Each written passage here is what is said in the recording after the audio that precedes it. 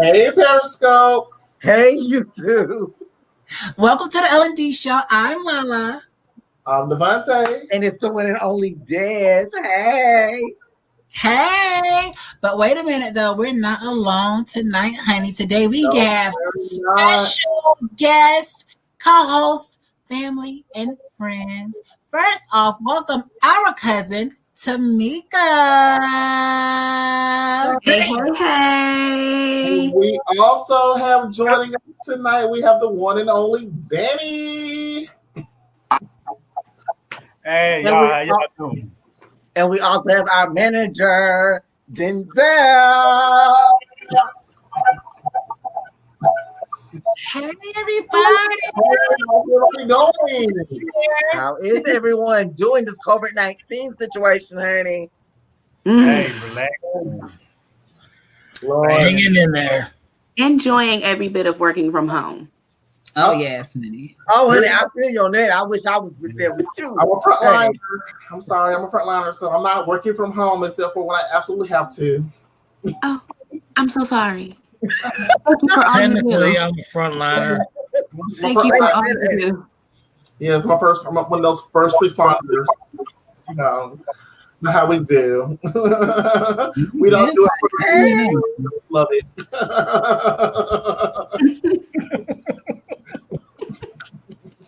Yes, for that rich man. Laugh, honey. No extra pay for risking our lives, you know. No, none of that. But it's okay. We gladly take that check and move on down the line. Move on down. I see. They still pay us the same amount. Move on through. Send me on through. Exactly. Send me on down that river. Mm-hmm. The unemployment line and those people who got those stimulus checks got way more money than us first responders this year. Well, okay, speaking of that. Think about that. Go ahead. I'm sorry. Go ahead. Baby. Go ahead. Go ahead, Des, go ahead. Oh, I'm sorry. Well, you know, they are giving out, I think it was what, 2,000 this year now? They're trying. Stimulus checks. Well, last time I checked and heard, it was they had already approved it. But again, you know how this thing goes. They approve it one day, the next day it gets shut down. Well, yeah. We're getting 2,000, right? Because Trump signed it. No, we're getting 600. We're not getting 600. Yeah, they were distributed today. Yeah, a lot of people got theirs today. Well, they're starting to issue them out this week. I'm gonna say it like this. With the first stimulus check we got, I'm gonna say it just like I said then. If we get it, we get it. We don't, because I feel real comfortable. Okay. At the end of the day. Yeah, I mean. Very uncomfortable. If we get it, we get it. We don't. You know, Lord's willing. I feel real comfortable. Well, but I would love a little extra money. I was just about to say that too. I would love a little extra money too. And yeah, I was thinking that I would do it all in my account. I was thinking that we was getting 2,000 by the way everybody was talking about, because people on Facebook were saying, guess we're getting $2,000. I'm like, oh, for real? You know, it's already to it. And I'm like, okay. But you're saying 600, so it will be that, you know, we're getting a 600, then you're not getting anything because you don't qualify because you were able to work. And then it's, you're getting 2,000. Well, you know what? We really want to help our countrymen out. So we're going to go ahead and give you a smooth, $5,000. And then it jumps back down to that didn't get approved. So we're going to give, those people who really truly need it, some money. And if you need it yourself, you talk about it.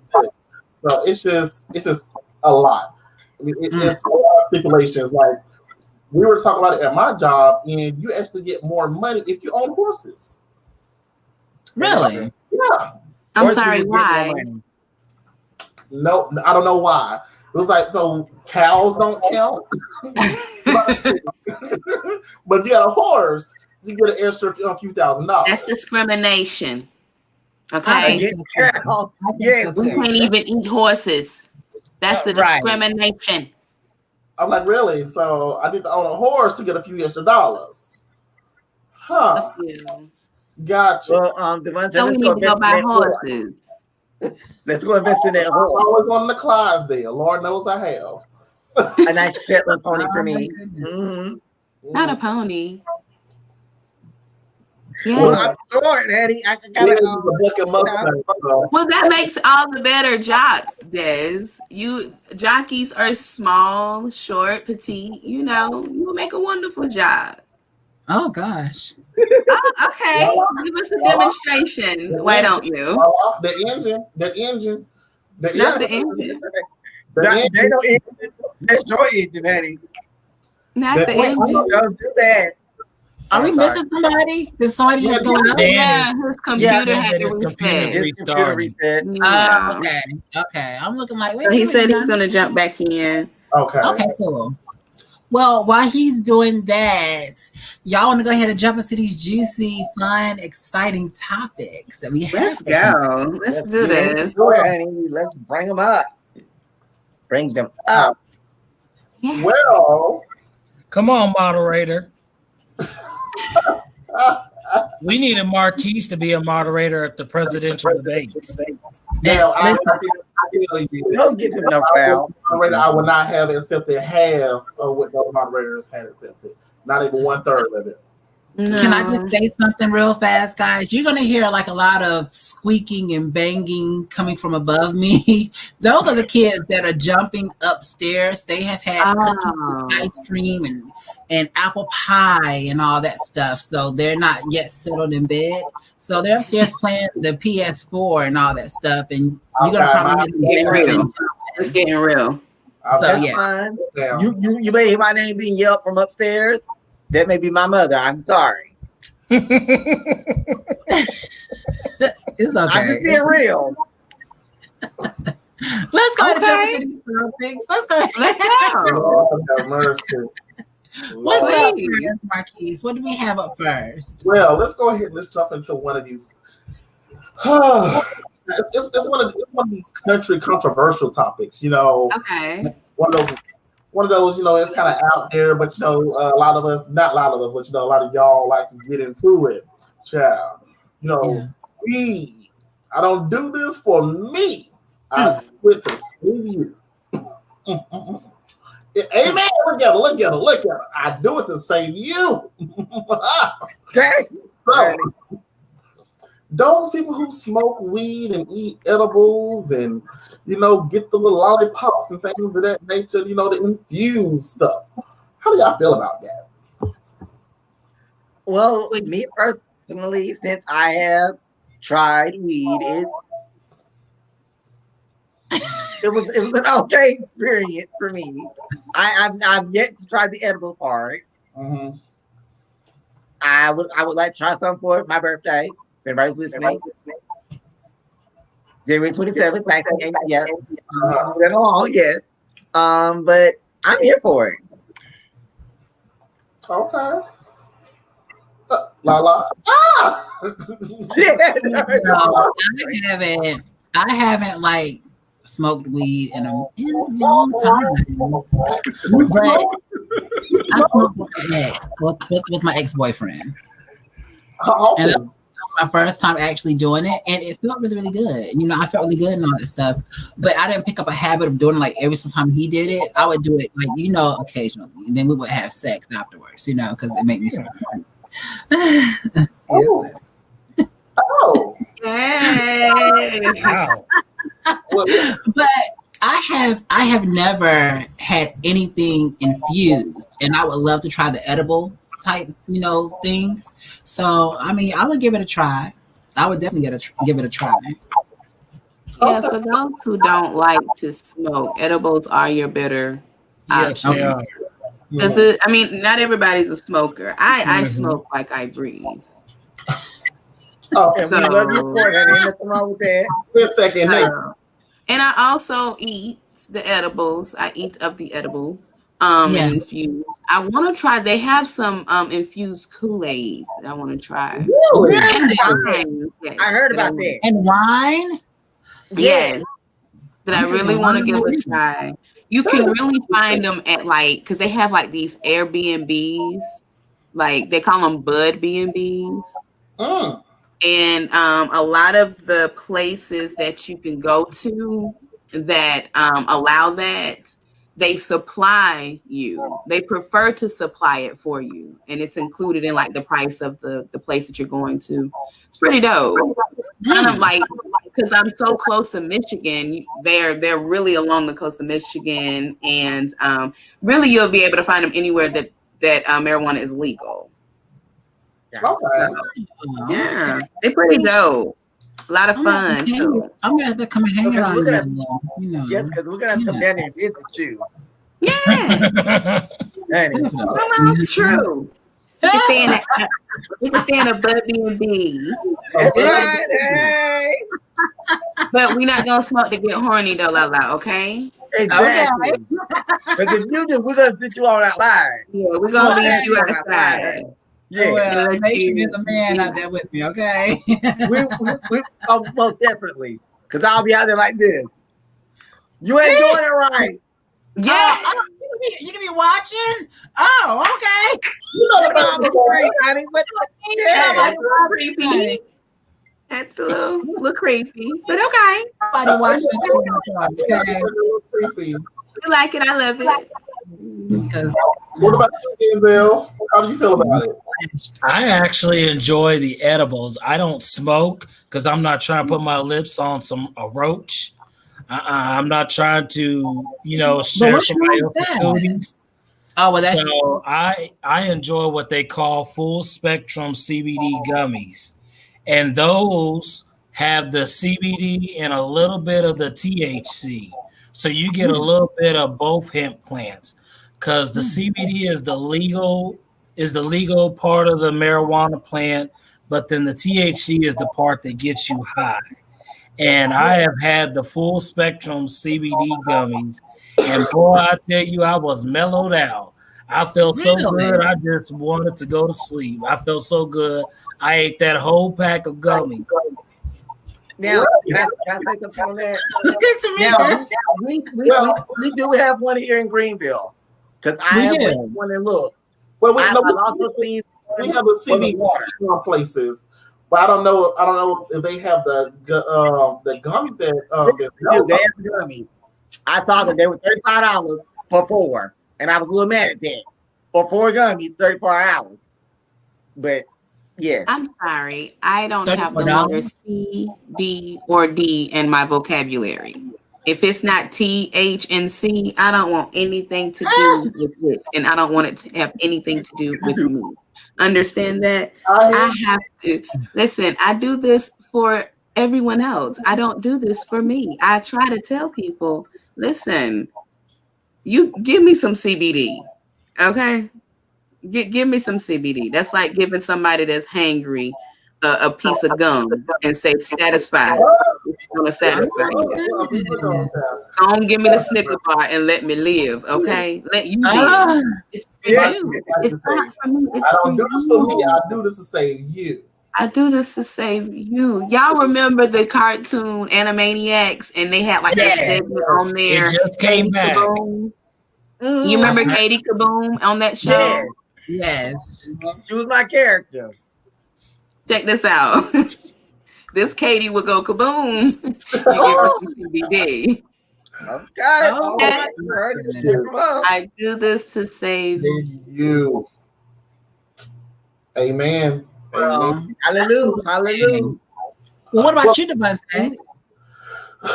I have never had the urge to do any of it. Honestly, I mean, because I'm a self-mellow type person, it's actually kind of strange. Some people, they try their hardest. Oh, you got close up to them. It's the face. It's the face. I can't do it. I'm a very self type person and everything. Yes. So. And I mean that would be the main reason for me to even want to do it, is to mellow out and everything. But I'm so well at mellowing myself out and everything that it actually hurts people's nerves, and I like that. So Yes, I will agree with you. Yes, you do be mellow. Smoker, you know, like Tamika said and everything. So I'm not a smoker or anything like that, and I've never had the urge to do any infused gummies or foods or cookies. Now I will say this: if I so happen to visit somebody's house or something, and they give me a cookie and I accept it, and I didn't know about it, that's a different story. So we have to sneak it in on you. Exactly. That's what I'm thinking. We're gonna have to gang up on Marquise. Yeah. Dance can tell you I'm one of those extremely picky eaters and everything. So you would have to decorate it in a way that it made it look like it came from a store. So it could be arranged. Right. Mm-hmm. Like you make it look homemade, make it smell like homemade too. How does it make you feel? Like the edibles? Like does it mellow you out, or does it like make you like? Does it seem like you had smoked the blunt or something? Like normal weed. Like, you know how some people have different effects to weed. You know, you got like Cat Williams, happy or hungry, sleeping. Well, see, for me, weed makes me just laugh. I just laugh. Oh, okay. For we me, won't give you any weed. That's the happy. It made me laugh, mellow, and sleepy all at once. Mm-hmm. Oh, okay. See, I would like to try it. You should. I still want to. You should. I wish I had some more because these kids be making me want some. Well, when I go to work every day. With your gummies, do they have? Is it more like a neutral taste? Is it like a fruity taste to the gummies? Like, how are those gummies? Since you're able to eat the whole bag. Well, my gummies, you can actually taste it. You can taste this. You know how some things you can taste what it smells like. Yes. Mm-hmm. You can taste the smell of weed in it. Okay. Now the CBD gummies, I'm not sure because again, I don't have the letter C, B, or D in my vocabulary. So I don't know how those taste, but I do know that the ones that I have had, you can taste like what marijuana smells like. Yeah, that's the ones I've had. You gotta like the smell of weed to be able to eat those. Mm-hmm. Okay. What about your since yours are the you said the full, what did you call them? The full spectrum CBD gummies. Full spectrum. So you can taste the THC in yours as well, or the weed per se. You can taste it. It basically tastes like you're inhaling somebody's smoke. That's what it tastes. See, I love that. Look at her face. What? You like the taste of smoke? What is? That is weird. I'm not gonna lie. I am completely super weird. That no, I don't think I would like that, baby. I don't think I would like that. I mean, I kind of consider it. See, to me, it would feel like what do you call it? A shotgun, like where they blow the smoke in you and you suck it in, push it down, and then push it back out. But you're chewing on it. I'm chewing it, yeah. But see, this is the thing: is once you put it in your mouth, like the outside tastes like the smoke, but once you bite into it, then you taste the fruity of it. That's what I was wondering. Yeah. Like, is there like a mixture of fruity taste? Yeah, like there's different flavors, like cherry and strawberry. It's kind of like a Sour Patch Kid without the sourness of it. Just there's no sour. It's just like them peach slices. Tamika, really? It's a face for me. It is a face for me, honey. Oh my goodness. So those letters are not in her vocabulary. We repeat, those letters are not in her vocabulary. So Tamika, I'm assuming that yours is just neutral taste, and you just taste just straight THC, and that's it. So there's no fruit at all. It's just. I mean, you have it. There's like a little faint taste of like whatever the fruit is that you're eating. So like you might have a green apple gummy bear. You'll taste some of green apple in it. Like you'll have like a little bit of a fruit taste. But for the most part, tasting more the THC. Right. Yeah. Well, to our viewers that's actually watching, you guys can comment as well and let us know what you like and what you don't like, and we are actually and we can actually respond back to you guys. So if you guys can, Tamika, Denzel, Des, and Devontae, if y'all could look over to your right hand side and click the comments up there. I'm in there. You can see everybody's comments that's coming in. We don't have any right now, but like I said, you guys here, we can chat back with you all because it's live. I see that you and Des have a fan over there. Yes, hello, Greg. Yes. Hello, Greg. How are you? Thank you for watching. So whether you're watching this show tonight, tomorrow, or whenever this video finds you, make sure you guys comment because we will be looking and commenting back, and we can keep the conversation going. So, and that's with every topic. So, all right, guys. So if that topic is done, y'all move on to something else. Can I say something? Yes. Hey, Vicky was wanting to know what is Des drinking. Where's she at? Oh, where's she at? Because I see that comment. She's on. Oh, she on Facebook? I don't even see it. She needs to be on the comment section down at the bottom. But just we're gonna ask what I'm drinking on tonight. What are you drinking on? I'm spice rum. I don't know if y'all can see it. Oh, Captain Morgan. Ooh. Yes, ma'am. Okay. With a little bit of cinnamon Coca-Cola. Okay. Okay. Outside. I need a little warm in my life. Nothing wrong with that. What was that, Captain Morgan's wrong? Yeah. Oh, okay. I got the better stuff. Nobody asked your bougie what you drink. So what do you drink on, Mr. Boucher? Well, I have a shot of is it Amaretto? Okay. Yes. Okay. So rum and Coke, this traditional Coke, I'm doing cherry vanilla tonight. Okay. So, with cracking rum. So, top shelf. Okay. What about you, Tamika? What you drinking on down there? I am drinking Tito's. Okay, honey. Yes. I get the little shots and I mix them with either orange juice or pineapple juice, preferably pineapple juice. And I drink them, of course, in my wine glass because I'm classy. Yes. So, yeah. Just sip, Denzel, what are you sipping on? Denzel. I am drinking a Kentucky Mule. Oh, what's that? I never had that. What is that? Ooh. Those are pretty good. I've actually had one of those. I never heard of those. What is it? More like a It's got Kentucky bourbon whiskey, ginger liquor, and ginger beer. Oh, you're gonna get messed up. Yes, that sounds like a little White Claw, honey. That's a little mix. That's a little cute mix. That is cute. You're gonna be laying to the left later on tonight, laying to the right. You're laying all over. So, Lala, what are you sipping on?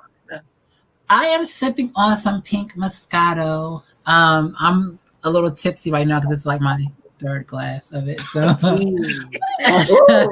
no judgment. So I guess I'm just ratchet and cheap. The wine is created to drink, my love. So by all means, partake in that good old grade. You know it, honey. You know it. Okay. Partake in the good grade. Yes. Devontae, what is the next topic that we have?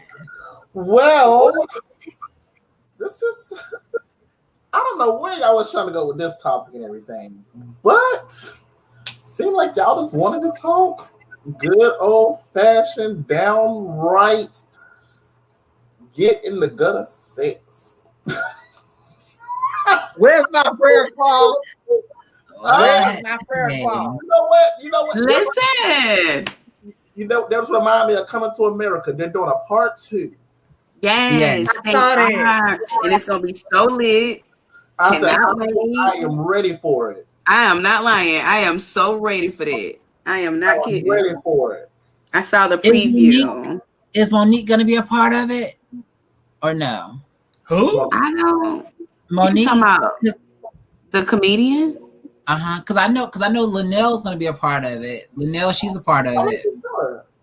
And I would have loved to see Monique be a part of it, you know, because Monique is smart. That would be dope.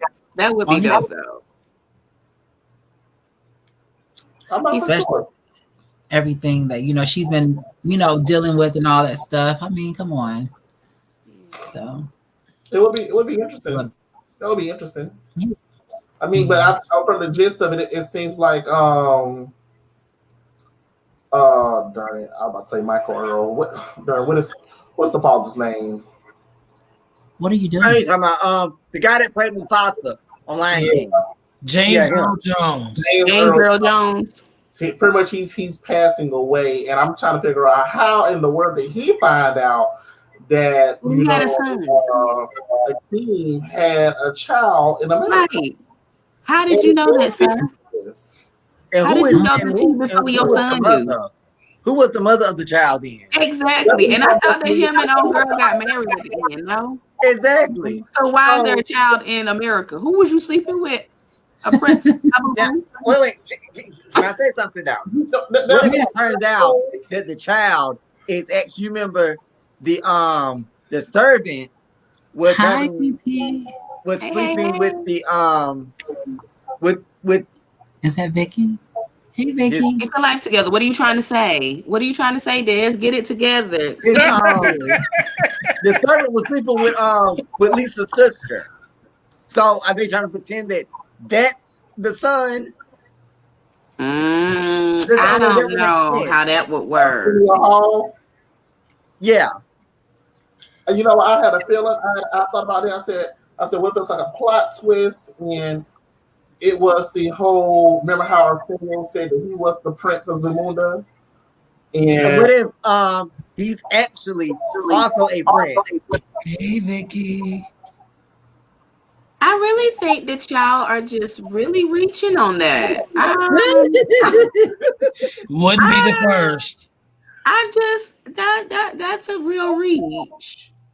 I don't think it's that deep. But I mean, hey, you are a king. You have many wives. So I don't know that happened on one of those club nights or something. But Akeem was so stuck on Lisa.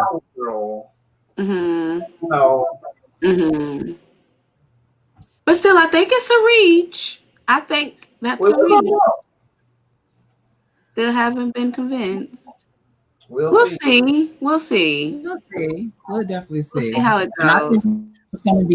I think it's gonna be a good movie. I think it's like, you know, I think that the time is now for this to come out. No waiting. Because so many movies just drop it. You know, just drop it. Just go and drop it and let us see it. Let us see pay this $22 for it at home. We want to see it. Yeah. Let us see it. Yeah. So I don't know where our other guest is, but I'm ready for this second conversation. I was really waiting on that. I kind of wanted Danny to chip in on this one. This one is a topic that falls after that one. I kind of wanted Danny to really chip in on those two topics. I really do. And Danny also is a smoker. You know, I felt like he had some things he could have said about, you know, the good old CBD and THC. So yes, but his main thing is that good old nicotine. That's his go-to. Okay. So Danny, if you are watching, we need you to come back in here, boo. Please comment so we can petition for Lala to bring you over, because you know sometimes she don't see you. Well, she don't send the invite. I was checking our back page. I'm looking down here. There's nothing there. I was checking our private comments. Private chat to make sure. Oh yeah, there's nothing there baby, I was finna say back page. Wait, we don't do those. Didn't I take that side down? I don't know. How would you know though, Des? People like you will find another way. Y'all find a way. Excuse me, Marquise. How would you know that? Right. I'm trying to figure. That's what I was trying to figure out. How you know? How you know? How you know? I don't know nothing about those particular pages. See, and you do too, because I saw yours. Dad said, didn't they take that down? I didn't co-sign or anything. I just said, But like I said, people like you, y'all will find a way around that situation. And you would know, wouldn't you? I wouldn't know that. Because you went on there looking. I don't sneak. You look in the wrong way. You're looking at the wrong way. You can't be reading if you got to read the right way, Des. I'm looking right now. So we're gonna let that pass. Too late. It's too late now. Everybody done seen it. That's fine. We're gonna keep it going. But yes, you would know because you was looking for somebody to climb on their back. I look for, first of all, don't nobody climb on his back. Climbing on back? That's what Are I'm you saying. sure? Okay. Don't negative. Well, my kid is a top, Des. Why would he let anybody, climb on his back? A lot of their tops will be bothered. Where did he go? He's downloading that. He's downloading that. Let me download that. Out of here. I'm at a discreet. Like, that was shade. So much. Oh, he had to go get the fan. We don't need no fan. Oh, so Des needs somebody to climb on his back. First of all, I have someone climbing my back. It's my fiance. Thank you. Next day, move it along. Thank you. I got a man. I can't. The faces. Y'all gonna start doing my boo. Y'all gonna start doing my baby. Cut it out. Cut all it out. I can't. I can't. Lala, did you ever watch the Housewives reunion? Oh my God, girl! When I tell you, but you can still talk about it, though. You can still talk about it. So they've wrapped up the whole. They've wrapped up everything with the third. It took 3 shows for them to get everything that they needed to get out. Yeah, but honey, secrets were traded. Listen, first and foremost, okay. So the biggest thing is Candace and Monique and this fight that they got into. It really wasn't a fight. I don't like Potomac and how they do that. Somebody pushed Monique. Well, not somebody. We're gonna put it out there. Giselle pushed Monique's shoulder and started this physical part. Now, when you are going back and forth with someone else, you know good well the moment you feel somebody either push, pull, you're going at it. Hands are going to be thrown. That is like because that I'm already on defense because I'm going back and forth with you. So if I get touched by anybody, it's automatically you. So therefore, I feel like Giselle started the physical portion of this whole debacle. However, when it all went down, Monique grabs Candace's hair, pulls her to the table. Candace is swinging, of course, because her head is down. She's doing this. And Monique was kind of, giving her some bam, bam, bam in the back of her head. But at the end of the day, baby, that wasn't a fight, honey. That wasn't no fight at all. This girl she had to seek therapy. Baby is going through it, honey. She's depressed. She's on medication. And I'm like, honey, listen, I don't know what hood you grew up in. Right. But Baby, you don't go see no therapist after you got your butt whipped. You just take that L and you go to bed. You take that L and you go fight another day, honey. You go whoop that ass on the next day, girl.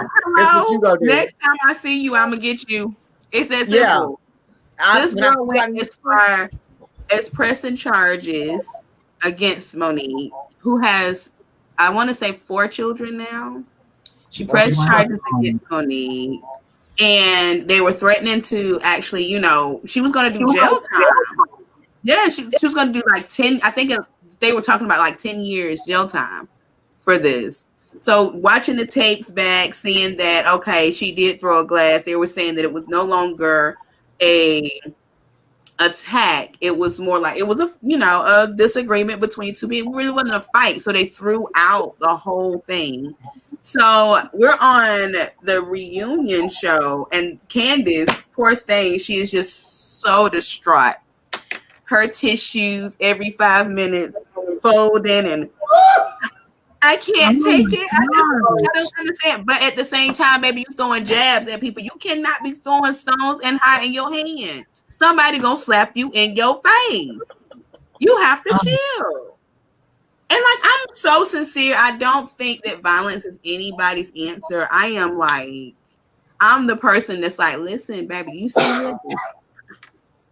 This right here is what gets me out of speeding ticket. I don't want you putting anything near it. Okay? Yeah, we're not gonna fight. But if it comes to it, I'm sorry to your mother. I don't know what else to tell you. I'm not for the violence, but you're not going to put your fingers in my face. You're not going to tap my chin. You're just not going to touch me. Exactly. That's simple. But yeah, it's just a bunch of mess. Babies aren't humans that belongs to other humans. It's just a whole bunch of mess. A mess. That's crazy. Yeah, it is. Now, I wish that I could have watched it. I've been so busy though, and I hate it, but I am definitely going to tune into it. I'm off for the next 5 days, honey. Yeah, I'm on vacation now, so okay. So I got time to watch it. Just binge watch it. Get your wine. Yes. Wine and popcorn, and I'm telling you. Oh, I've never had wine and popcorn before. That's I never had wine and popcorn before. You got to. You have to. Just like the plain popcorn or the buttery popcorn. It doesn't matter, whichever you choose, but buttery is my preference. I would choose any kind. I mean, whatever is your preference, but I would say either buttery or kettle corn. Because I love kettle corn. Yes. I love kettle corn. Y'all put hot sauce in the kettle corn. No. Especially like a blush wine or a semi-bold wine. Yeah. Yeah. Be good with some popcorn while you sitting and watching a good movie. Watching a good movie. Yeah. That's really going in. I have to try that. But you got that hand like this in that popcorn, and you. Ooh, and then you sip that wine. Yeah. Oh God. Oh my goodness. Yes.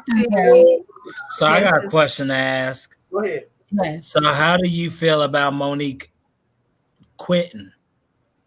I didn't think that was going to be far-fetched, because after I said to myself after that reunion, I wouldn't be surprised if Chris said, "You know what, Monique, no more of this," because they don't need that money. They're already in money. They already have their money. Like Monique said when they were first introduced to the show, because Giselle was trying to throw shade. Oh, you don't have a home? No, baby, I have 4 homes. I'm just in Potomac looking for the one here. That's it. That's all. And wound up on a show. So I said I wouldn't be surprised if Chris was like, you know what, forget this. We don't need this. You don't need this. All publicity is not good publicity. And that was just a bad look for her. She's a real woman from the hood, and you just can't do certain things to real women. You know what I'm saying? Like, you can't be that brat. And Candace is just a spoiled brat who's still eating off her mama plate and don't know how to handle herself. It's that simple. Wow. That's simple. You have to be held accountable. Your words You have to be held accountable for your words, the words that you say. Baby. I mean, you can't just say stuff and think it's going to be okay. Potomac crew, I mean, they're, even though it's a black bougie crew, they're still viewed in a certain light as being more of a white crew. Yeah, and that's the part that I thought was I do love them and everything because I do kind of resonate with them a bit more than the Atlantic, the Atlanta crew sometimes. Yeah, because how my personality is. Because you bougie. But it is just like you did with the fight thing. When they have disagreement, it is the whole I'm going to get my lawyer involved. Right. I'm not like that. I'm more on the Atlanta, housewives side. We're going in. If you do something to me, I'm not going to hide my hand if I do something to you. But that you might not see it coming when I react. So we'll put it that way. Right. Because we see each other. We see each other. We see each other. Exactly. Well, speaking of the Real Housewives, how do y'all feel about NeNe wanting to boycott? Baby. And Bravo Mad Shady. Well, apparently she's on other networks, and apparently the home network that owns all of them.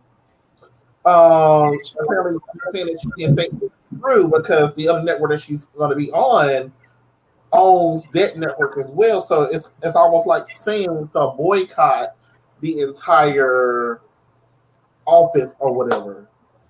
So I was like, wow. Because what's the other network that she's going to be? It's like a fashion show or something. QVC. Huh? Is it QVC?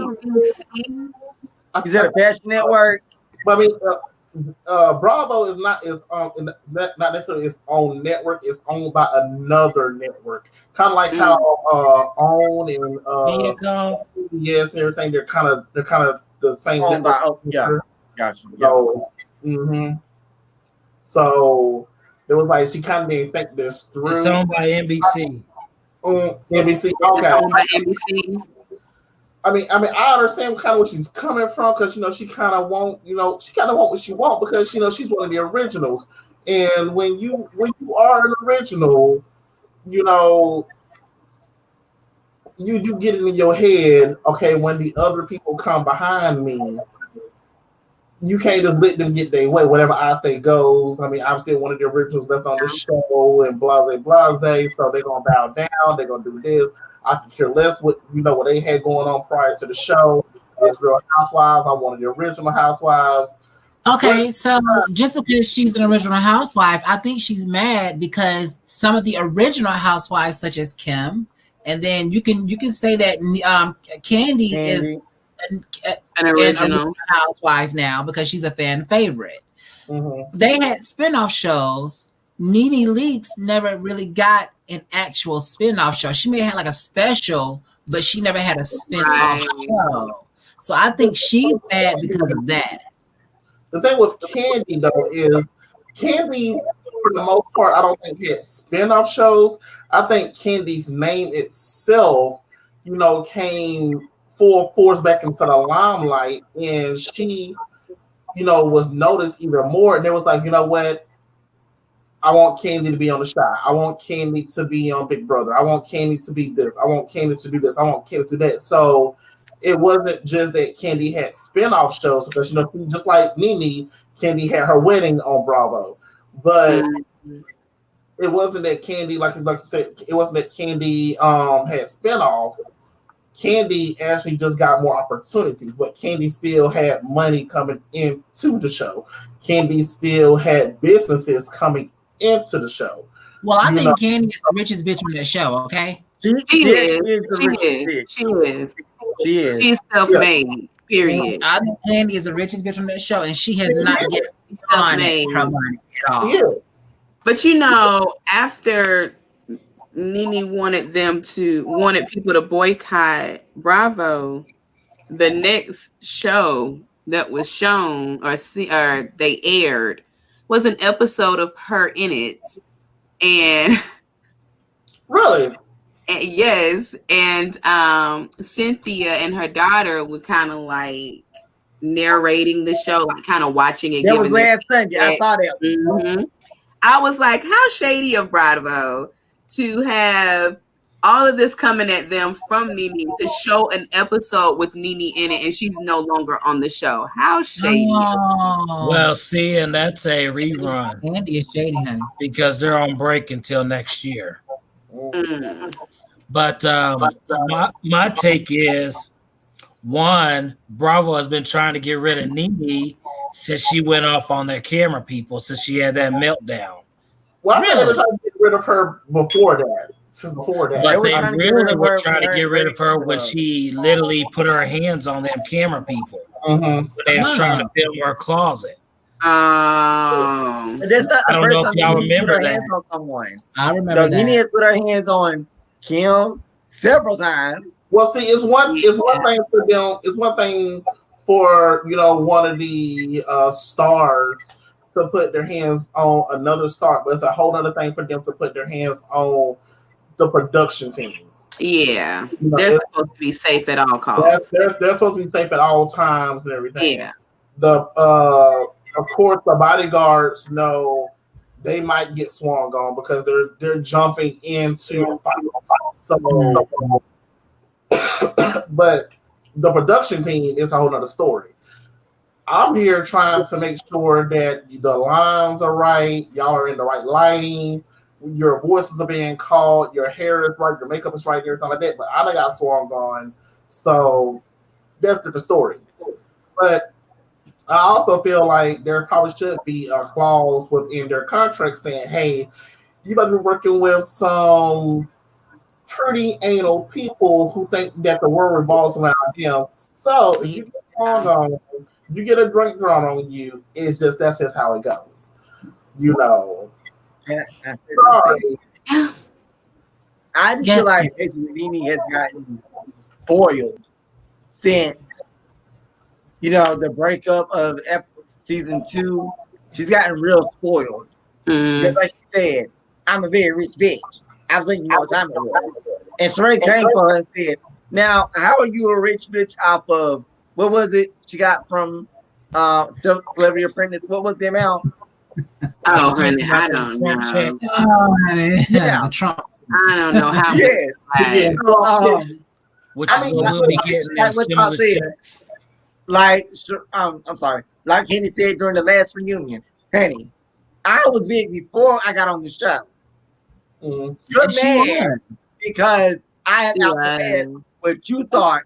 You thought this year was going to be you. No, right. It's me. I mean, I never started watching Housewives from the very beginning, but of the Housewives that I do know, the only ones that I know for a fact had careers prior to Housewives is mainly Cynthia and Candy. Yeah. Candy and Phaedra. Because Phaedra was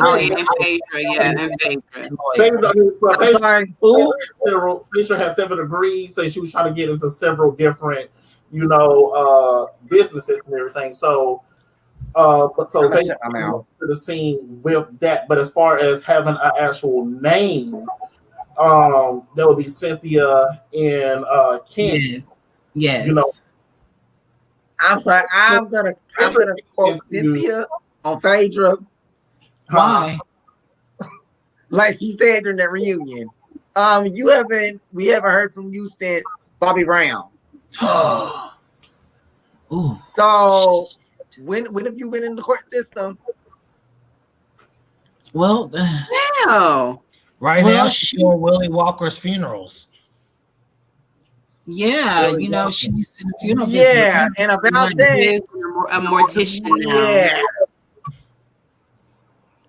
Yeah. We're not gonna shade nobody's pockets, honey. We're not, honey. Because I tell you what, I just really want to know.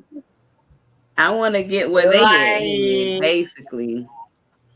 But I really wonder if NeNe really is having a Monique situation like she's claiming, where she says that she's being blacklisted and she's losing job opportunities. I just think she want to be I relevant. I don't think she's relevant enough to be blacklisted for any reason. Yeah. I think right now she's trying to keep her name stirred in the pot. You know, right? Exactly. Some people keep talking about her, and she can make it back on Wendy's Hot Topics and everything like that. Right. You know, just to keep her name out there and stirred up, pretty much. Because her and Wendy were supposed to be friends. Said NeNe, but Wendy said otherwise. Wendy was like, she was calling me while she was on the show, and I kept telling her I did not want to be recorded, blah, blah, blah, just kind of brushing it off as NeNe thinks that her and Wendy are friends. No, baby. Right. And I think that whole friendship rekindled back when Wendy was going through her divorce. And NeNe was trying to be a friend and everything, extend her hand out of fellowship and rekindle a friendship with Wendy, because maybe she knew more about Wendy than we did, and knew about Wendy's depressed states and all that stuff, and how she is when she's depressed. So maybe that's how that went. But then as the friendship went on, I think that once the Real Housewives of Atlanta started, that's when NeNe was like, well, let me give my girl some more airtime, or, get her some more gigs. She want to transition over to our world. And Wendy just wasn't having it. So I don't think she was trying to be shady about it, but I think Wendy was being shady. Because you know how Wendy is. Wendy can be shady. She can be shady. She can. I just think that NeNe was trying to offer her, like, hey, we have a big platform over here. So why can't I get my girl on this show too? Like occasionally she in the show, get some money in her pocket. So I don't think NeNe was being shady towards Wendy, but I think what Wendy did when NeNe had called her in private during the break, and then Wendy came back on the show and told the world what NeNe had said. Yeah, that's something between y'all. We never heard that phone call. And we should have never known about that. Exactly. Right. And then Wendy didn't like being recorded and put it on the Real Housewives either. See. I think she knew. I think to a certain extent, she knew that, that she was being recorded. She knew, and because the way the conversation went while she was on the phone and, being shot by the Real Housewives, I think that it was a really genuine conversation she was having with me. Yeah, I think, and if you want to pretend if Wendy wants to pretend like she didn't know that she was being recorded, then shame on her, because everything that she gave that was genuine is now fake. Right. And, like she really didn't mean it. She's just putting on a face because she was being recorded. You know what I mean? So, but I don't know. I like NeNe and I wish her the best. Money and bookings, baby. I wish you could have everything. That's gonna be a trademark. Know that she's been recorded as well, because one, she knows that of the housewives that the majority of their life is recorded. So it's all about cut and paste. Yeah, that's true. Either we're going to pretty much have your entire season as a winter, fall winter season, or we're going to have y'all as a spring, summer season or whatever. But pretty much for the most part, year round, we got cameras following y'all. So absolutely. Wendy should have definitely expected that, her conversation is going to be recorded. Because who naturally walks around with their phones on speaker? Right. No one does. When you're watching we have the AirPods. Their phone on speaker. Yeah. So you're being recorded. That 9 times out of 10, they're going to be recording. And even now, I feel like of any of the housewives, it might become second nature now for them to just automatically put their phones on speakerphone. Yeah.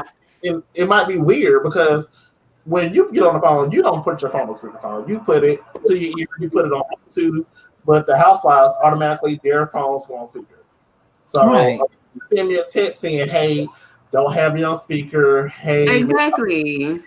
if I'm not connected to your car or whatever the case may be, expect for this conversation to be heard by at least 15 people.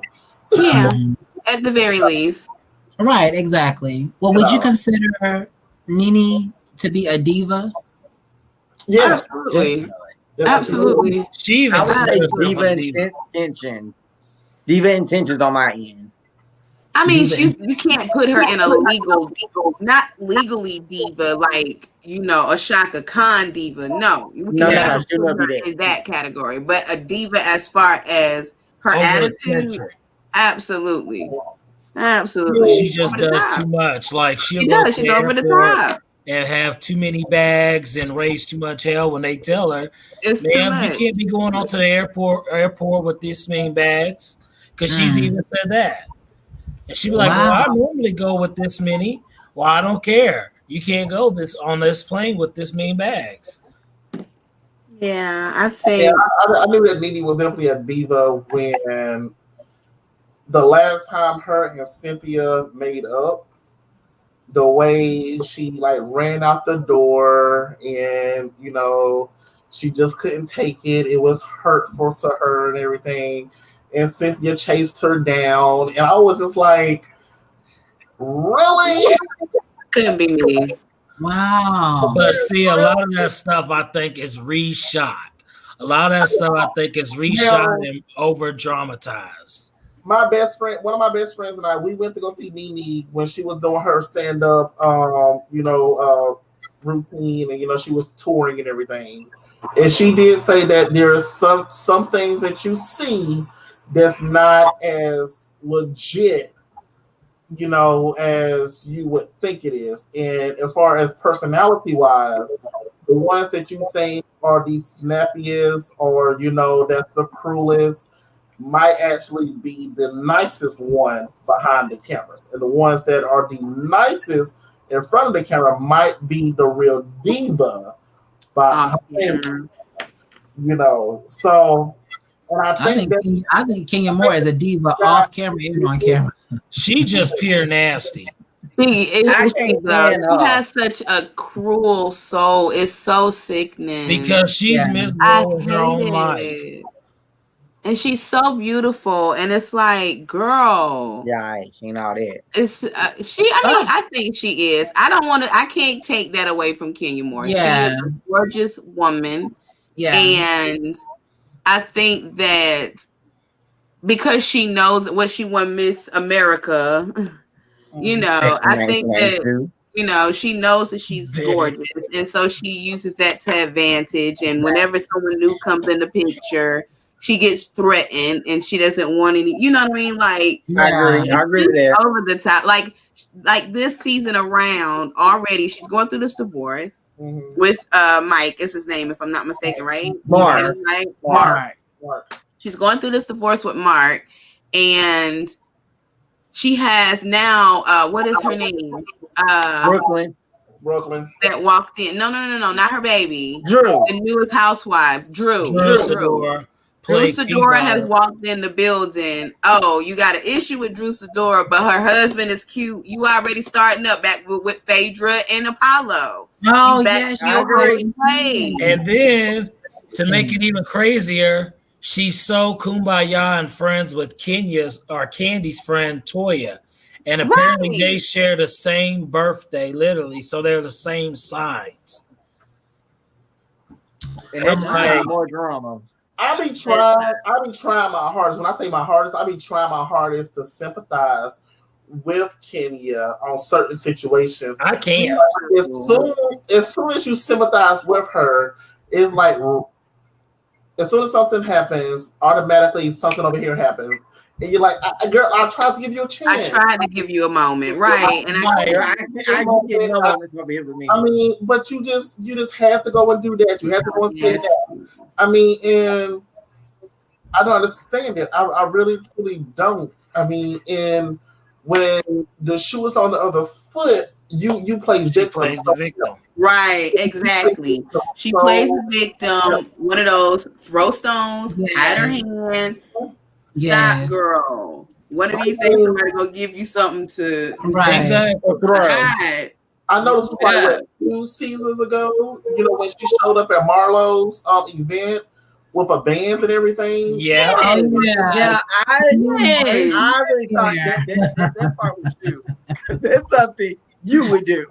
No. First of all, if I'm going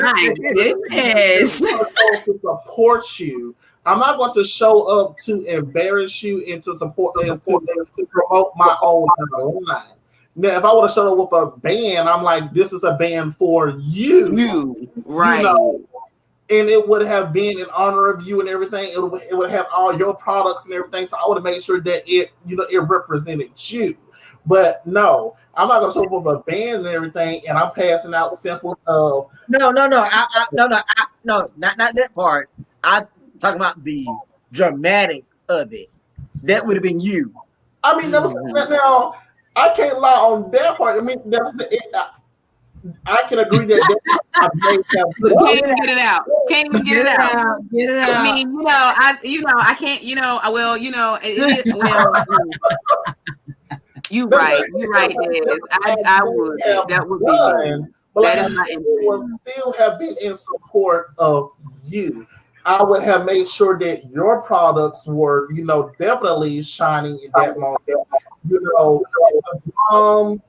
people who had their clothes on, your face and everything is all, in the limelight. So it would not have been to represent myself. Kenya showed up to represent herself. I agree with that. And, Marlo, she showed up to say that Marlo was fake. Marlo's product was good. And you need to leave this alone and come over here. So, but no. Mm-mm. But all that hair is not Kenya. That's a wig. Exactly. And she was so mad at Tanya when Tanya Tanya brought that wig. She was so mad. This is my real hair. This is not a wig. No, baby, I think she has help. More is better. There's some pieces. She does have some pieces. A little clip here. A lot of pieces. Hair's probably right there. Well, I'm pretty sure she probably does have lengthy hair, but it's not as thick. It's not as thick and cool. She has help, like pieces. Yes, I'm gonna say she has Marlo kind of hair. She has what? Marlo. King's in her late 40s. I ain't never really paid attention to Marlo head. I haven't either. When they did the bi-wig party, when they had to take off their wigs and they weave and extensions. Oh yeah, oh yeah. That's why I said yes. That part right there. Kenya's hair is at. Yes, that's where her hair really is. She just don't want anybody to know that. That's another They're already exposed. Fake eyes, fake tits, fake booty.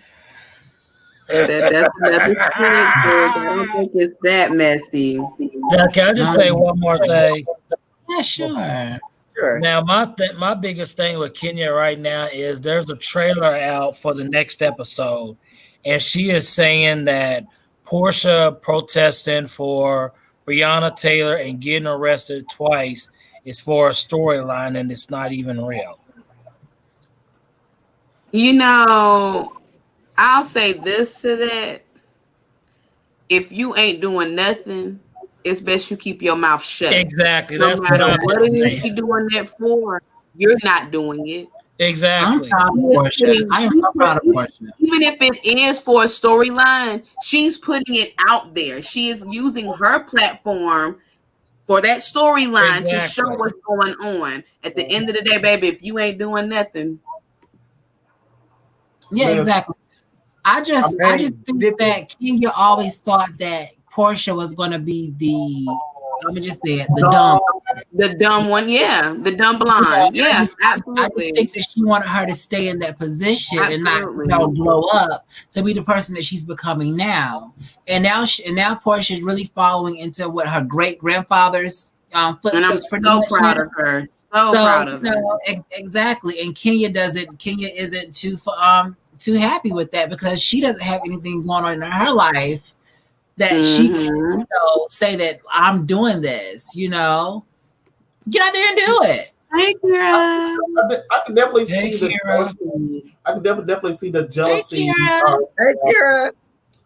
of Kenya, because for the most part, her and Portia had their children around the same time. They both went through relationship issues, but Portia was able to work hers out. And now Portia's getting the support and everything, but Kenya has always been, the bad guy. I mean, Kenya has a support system out there and everything. Of course, her family, but then she also has, the public, that wants her to succeed. But like I said, you give Kenya an inch and she definitely takes them out. Yeah. That's the big issue. That is the big issue. And like I said, when you try to sympathize with her, it's like, because when we seen how Mark was doing her, you're just looking like, dang. Right. Like, ooh. I think he was paid. I think she paid for him like how she paid for all her other boyfriends pretty much. And he got tired. And he got tired. I agree. Remember that one guy that came and smashed her windows up and stuff? The crazy guy? Yes, remember him? What was his name? Matt. Matt. It was Matt. It was Matt. I think she secretly pays these guys to be her boyfriend on the show. I think so too. I think her money either isn't good or she's promising something, and then when everything happens, she just can't deliver everything. She doesn't follow through with whatever she said that she was going to do. So I think that though is if she paid Mark, to be her husband, then did she also pay him for his seed, or is Brooklyn another man's? I believe that. I don't think Brooklyn's hers. Also, I don't. I don't. I really don't. I don't think that Brooklyn is actually her baby. I'm sorry. I don't. Download that. Oh. I mean, there's only so much you can pay for. There's only so much you can pay for. That is that lady's baby. That lady was pregnant with that baby. No. So I'm not disputing that Brooklyn is hers. What I'm saying is, if she paid Mark to be her husband, is Brooklyn his, or did she pedal through some catalogs and find another man? I think now that I think was a catalog. I do. Yeah. I really do. And I think that it's all dramatics because she's trying to keep her place on the show. The fact that she was pregnant kept her on the show. The fact that she was secretly married kept her on the show. Now that she's being divorced, that's going to keep her on the show. The dramatic for Mark saying he's going to do X, Y, and Z with his child. You're not going to do anything with my daughter. At the end of this, watch it play out. Kenya's going to win the rights to her daughter completely. And Mark is going to be out of the picture. And it's going to be, he's never existed. Exactly. Mark my word. I agree. My word. That is not that man's baby. It's probably going to play out just like whoever's babies it is. It's going to be some speculations that she was sleeping around. It's going to be a test that has to come out and everything. And that's going to be the reason why they divorced and all of that and the third. So, I agree. Ray already said that Mark may have been a Tamarine player. Brooklyn is a cutie pie. She is. But she is not her mama. She is not her mama. I am happy for Kenya's new bundle of joy. I am. I'm happy for her. I'm happy for her. I'm happy that she has someone to love her no matter. For her. Me too. I'm happy for that. But I just don't want her to keep doing the same antics, because when as her daughter is growing up, she's watching mommy. And so what if she picks up the same traits that, I have to be this way, or you don't look you don't look as good as me and my mommy and stuff like that. And like when she gets older and like in middle and high school, she's gonna have to think that she has to pay guys to be her boyfriend. Her boyfriend. Or to hang around her. It might not even be paid to be the boyfriend. It might be more along the lines of demanding. Yeah. But at the end of the day, she's watching her mother. So she's picking up all these traits, whether Kenya thinks so or not. Kids are very, very smart, especially babies. They watch. So this baby is watching her mother and possibly her father too, and is going to pick up these traits, and that's going to be a dangerous thing. Mm-hmm.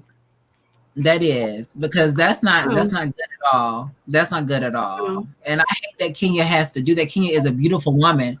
I'm not going to take that from her, but it's just her personality that makes her ugly. It's Kenya's personality. It's always the attitude and everything that makes you not want to be around certain people. Yeah. Yes.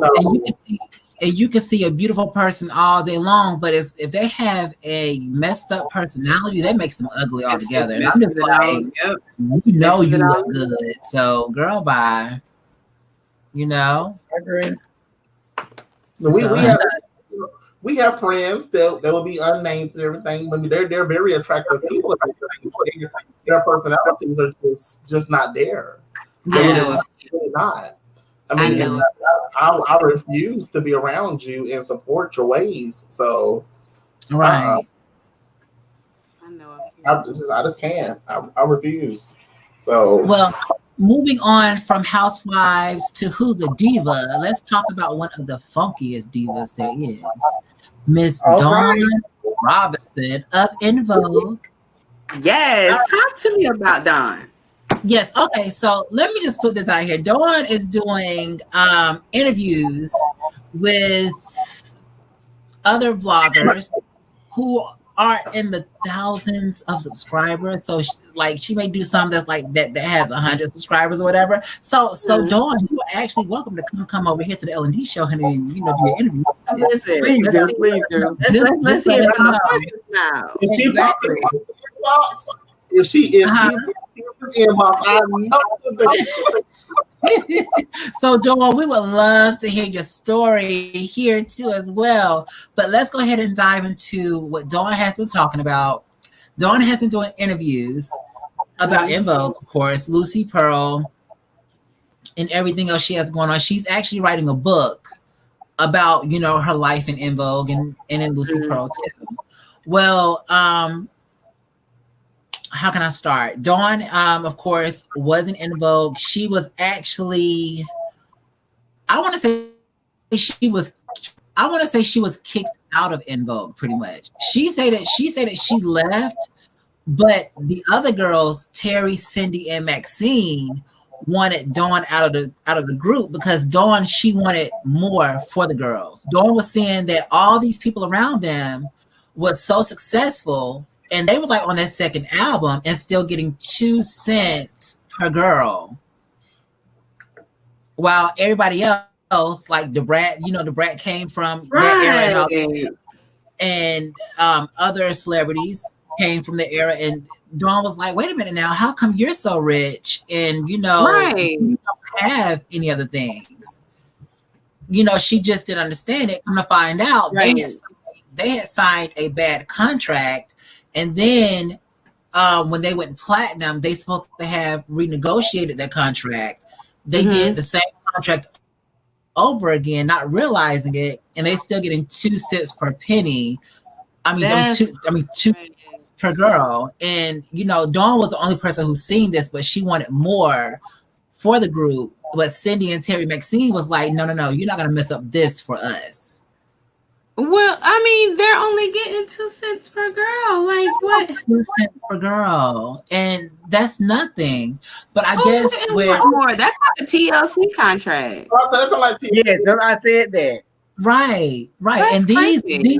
these ladies had hits from My Lovin' to Free Your Mind.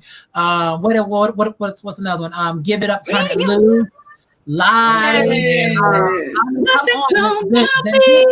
Yes, don't let go. And they never got a Grammy, but they that is sad. It's sickening. You know what? I have never realized that on the Grammys, but never got a Grammy. And never gotten a Grammy. I've never realized. I've never paid it any attention. They have no Grammy. And you think about all these other artists who has followed behind them, such as Destiny's Child, and you know, groups, you know, coming from, you know, past Destiny's Child. They always send recognition and love to En Vogue. Yeah. En Vogue has never won a Grammy or anything like that. That's you look at crazy. Child, they don't won Grammys and stuff like that. You look like, wait. I mean, that's pretty much En Vogue. That's pretty much project. That is crazy. And Vogue has done a lot. They have definitely paved the way for a lot of people. They really have. Remember the show Mr. Cooper? You know, that was the show Mr. Cooper. Yeah. They were the theme song. Yeah, they did. Yeah, they did the theme song for it.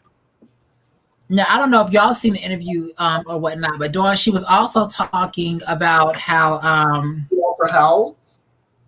she lost her house. She lost her house due to Lucy Pearl, Raphael Sadiq.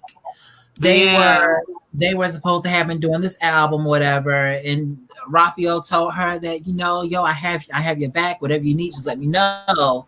And like Dawn is saying that, a year is passing up and there's no album put out. Like, I need to pay the mortgage on my house. And like nothing is happening. And sure enough, she loses the house. And Raphael Sadiq pretty much says, you know, F you, that's not my motherfucking problem, you know. You kept calling me about this house, yeah. And she's like, wait a minute now, you told me that you had my back. You know what? And you're gonna sit here and curse me out. And he still got a house that's still standing. Still got a house and everything. And everything. Listen. Yeah. Listen. That's what I would have done. Came over there and burnt that thing. It would have been a left eye moment. Baby, listen to me. Ain't nobody got time for that. Ain't nobody got time for that. Ain't nobody got time for that. Is she doing extended stays? She's living at home with her parents. She's not afraid to say that. She said it on interviews before. She's back home with her parents. And you know, that's why there's it's a sad thing. I see what's wrong with living with your parents. It's a sad thing because she could be getting money now. The only reason why she isn't getting money now. Huh?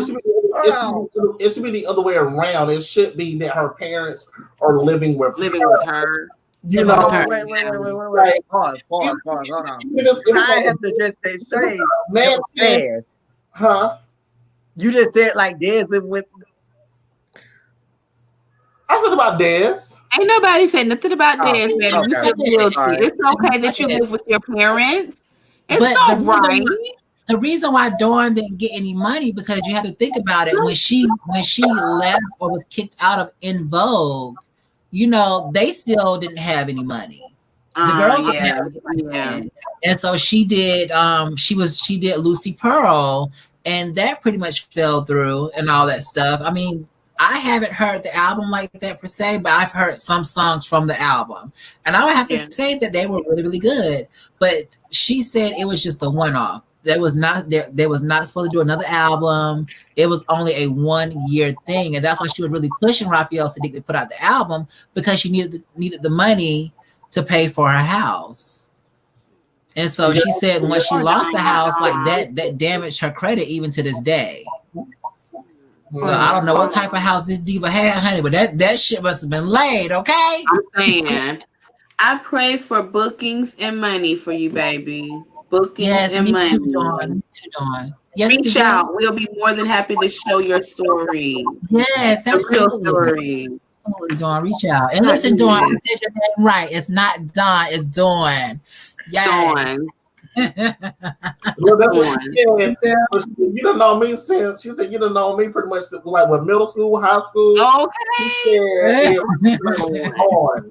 It's on, okay? Yes.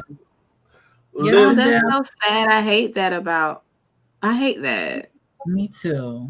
So this is my bit on the situation. I have been an En Vogue fan for a very long time. Mm-hmm. I am not a fan of the new group. I have not been a fan of the new girls that took over.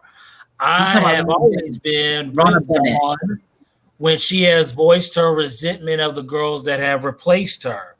Yes. It is very odd to see these new girls lip sync to Dawn's pre-recorded 90s vocals. It is very odd to me. And on top of that, Frank Gatson, who has worked with Beyonce, he's worked with June's Diary and Kelly and Destiny's Child. He got his start with En Vogue. Yes. That is why I agree with you that they are very much slept on and they do not get their dues that they need. Because like I said, I really do prefer the old group. A lot of people be, hyping this new version of them, but I prefer the old 90s group. Oh, from, of course. I prefer from the Free Your Mind album to the Set It Off soundtrack. Yeah, and they put out the Don't Go song. Now, Dawn, she did say that she would tour with Cindy, Terry, and Maxine if only Rona would step back, because she feels that the 30-year celebration or anniversary of Born to Sing is of them, which I do agree with her. Yeah, absolutely. I do agree with Dawn, and I just think that Rona should at least step back and give them that at the very least. Yeah. Because I didn't know that Dawn and Maxine haven't seen Cindy and Terry in 10 years. And I don't know if you remember, but they fought over that En Vogue name. They actually went to court over that name. And then the other girls also said in interviews publicly, said some bad things about Dawn, said she got some very diva-ish behaviors and she was difficult to work with. So she's nicer than me because I wouldn't work with them heifers. You know what? That's a go-to for anybody who wants to damage somebody's, image, somebody's livelihood and everything like that. That's a big go-to. They're a diva, they're a divo, they're hard to work with. They want it. So I don't think Dawn was hard to work with. I just think she wanted each girl to be successful like everybody else was. She wanted all of them to be successful, and they wasn't seeing that. And Dawn is sitting here fighting behind the scenes for them to be successful. And Terry, Cindy, and Maxine, I guess they just wasn't getting it because Dawn seen something totally different. And so she was actually fighting. And I guess the more she fought, the more people came back to Cindy and Terry and Maxine and said, we need her out of this group. She's messing this up. Because they didn't want, I guess the producers and the managers or whoever didn't want their money to stop flowing because they were getting rich. En Vogue is on tour with MC Hammer and everybody, and they're not getting any money, but the managers and producers and everyone else around them is rich, driving nice cars and all this stuff, have nice houses. They don't have nothing to show for it. And they're My Lovin', this is out. Free Your Mind is out. Give It Up, Turn It Loose is out. They don't have nothing to show for it. Nothing to show. And Terry and Cindy, they married well, so they are wealthy. They were wealthy pretty much. Maxine and Dawn was the only ones that were struggling because Maxine and Dawn didn't marry wealthy, of course. So it was like you have Cindy and Terry who are wealthy, then you got Maxine in the group still, and Maxine isn't wealthy. She doesn't have nothing to fall back on pretty much. Maxine came from cosmetology and all that stuff, but she quit that to be in the group. She quit that to be in a group. And speaking of the name, yes, they did when they did split. Cindy and Terry were a group, En Vogue. Maxine and Dawn, they were a group too, and they called themselves En Vogue as well. They wanted to do something like the Temptations did, like the En Vogue review or something like that, whatever. But Cindy and Terry was not having it. They said, no, we are En Vogue. And we're going to keep the name En Vogue. And y'all, whatever y'all want to do over there, but we're going to be En Vogue over here. And they took that shit to court, and Cindy and Terry won that over Dawn and Maxine. So as before the lawsuit and everything happened, there was like, tours and everything, like spot dates that was going on. But promoters didn't want En Vogue because they didn't know which girls they was getting. So they was like, I don't blame them. Like, what we getting? It's like 20 people in En Vogue now. Like, what's happening? I want the original. I want the original. What's wrong, Diz? I will contest to that because I did see them perform when I lived in Arkansas, and it was horrible. It was only two members. And I think it was Cindy and No. Cindy and Terry had before Rona Bennett, they had a girl named Amanda Nicole or something like that. Amanda Cole. Wherever it was. No. And then who's singing the song Rocket? Y'all know that one? I love Rocket. Now that's Cindy Terry. That's Cindy Terry and Rona Bennett. Rona Bennett has been in the group for 13 years, believe it or not. Yeah. She has been in the group for 13 years. But at the end of the day, what Dawn is saying is, listen, Born to Sing, Funky Divas, that's all Dawn, right, Terry, me. and Maxine. There was no Rona Bennett at that time. Right. So let us do that. Because everyone wants to see them all together. And you know what I would hate for something to happen to one of the girls, and they be like, damn, I just wish that I could have did this tour. Right. Like, go ahead and just make this happen, not only for us, but for yourselves. And then Cindy and Terry, they're wrong for doing what they did because they came out with a movie on Lifetime about En Vogue. The movie. They came out with the Christmas movie about En Vogue and all this stuff. And people was thinking that was going to be the original members, but when you seen the trailer, you just seen Cindy Terry and Rona Bennett. And it was trash.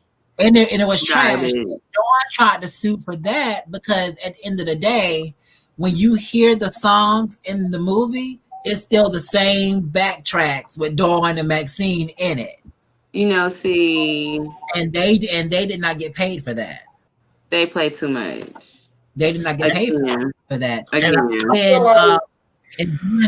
And Dawn, she was like, well, if we can have the name En Vogue, why can't we have the name? We could do Funky Divas, like off their last album. And then Cindy and Terry had said, no, we're not gonna. No, you're not gonna have Funky Divas because Funky Divas is our name as well too. And so Dawn is like, how many group names can a group have? Right.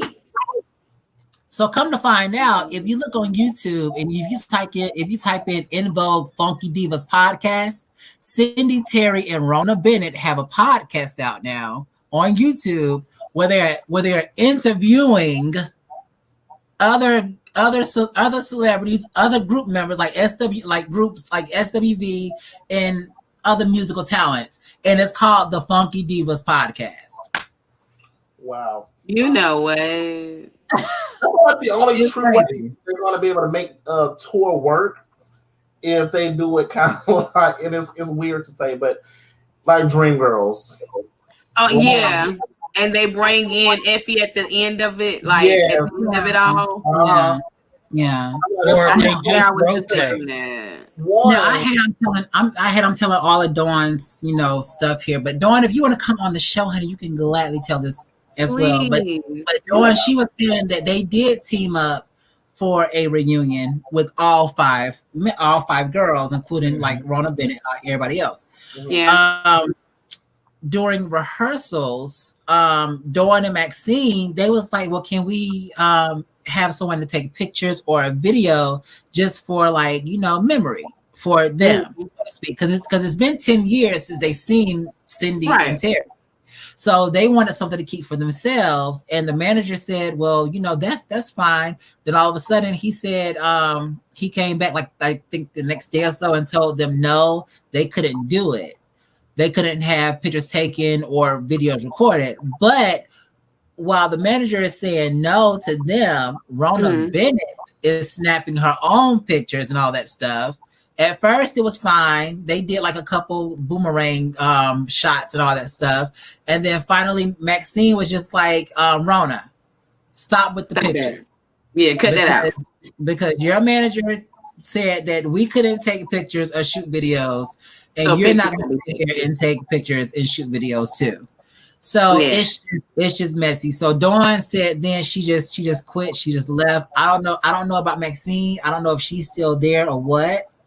But they're supposed to be gearing up for a tour.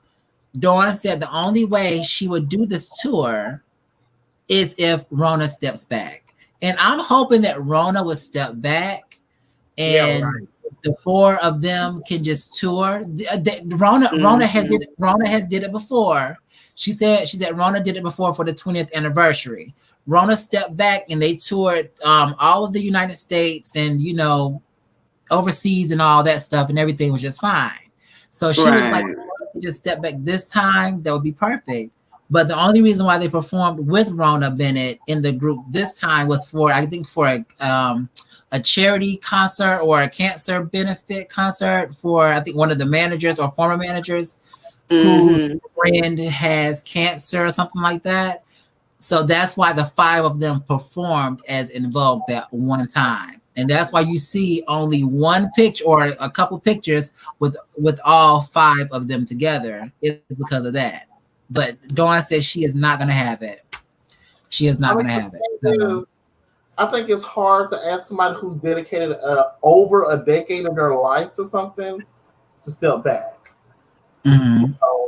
Now, if this was like, I would say like the Pussycat Dolls, where they switched out members left and right and everything, but all the originals came back and said, okay, if you want us to, tour and do this and everything, it's only going to be the originals. It's only going to be Nicole, Ashley, I can't remember all their names and everything, but like Melanie, like those Melanie, those 4 or 5 girls. But the Pussycat Dolls have switched out girls left and right and everything, but kept the group going. But if they came back and said that they wanted to just be them 5, knowing that they originally started it, they gone off, they done their own thing, I can see that. The Pussycat Dolls, they have not truly invested anything into it. Right. Right. But to add somebody who invested over a decade, plus a few extra years into something to say, hey, we don't want you. We're done. Well, I mean, it's kind of like a blow because you have to look at both sides of it. For those of us who knew like the original In Vogue, I know the original In Vogue and everything. Yeah. We don't want to see the originals. But for those people who know, Rona and everything, it's like, well, they also want to see Rona because they know her. They know her now, but I just think that all of the fans who go to see In Vogue, they still say, damn, I still want to see all 4 of the original. Yeah. I go see In Vogue. I want to see all of the original members. Kind of like the Temptations. Remember when the Temptations went through their whole thing, where they were touring separately and everything, and they had different band members, and they was changing people in and out and everything. So people had to adjust to this and everything, but eventually it just became like this one set group. So it's kind of hard to say who gets to stay, who has to go and everything. But like I said, if I can see if it was like, okay, you've only been here 2 years, and this is a group that started over 3-4 decades ago. Mm-hmm. You came in 2 years ago. Yeah, you helped, with the vocals and everything. We appreciate what you've done, but they want us to do a tour. Is our 30th, anniversary tour, our 35th anniversary tour. We need you to take a back seat. I can understand that, but like I said, somebody who's invested over a decade of their life, to them, they're probably going to say something like, I mean, yeah, I understand it's for the fans, it's for this, but in the back of their mind, they're thinking, well, I mean, what about me? Yeah. Right. Well, let me just. Go ahead, Okay, I'm sorry. I have to interrupt you on that, Mark. Devontae, I'm sorry.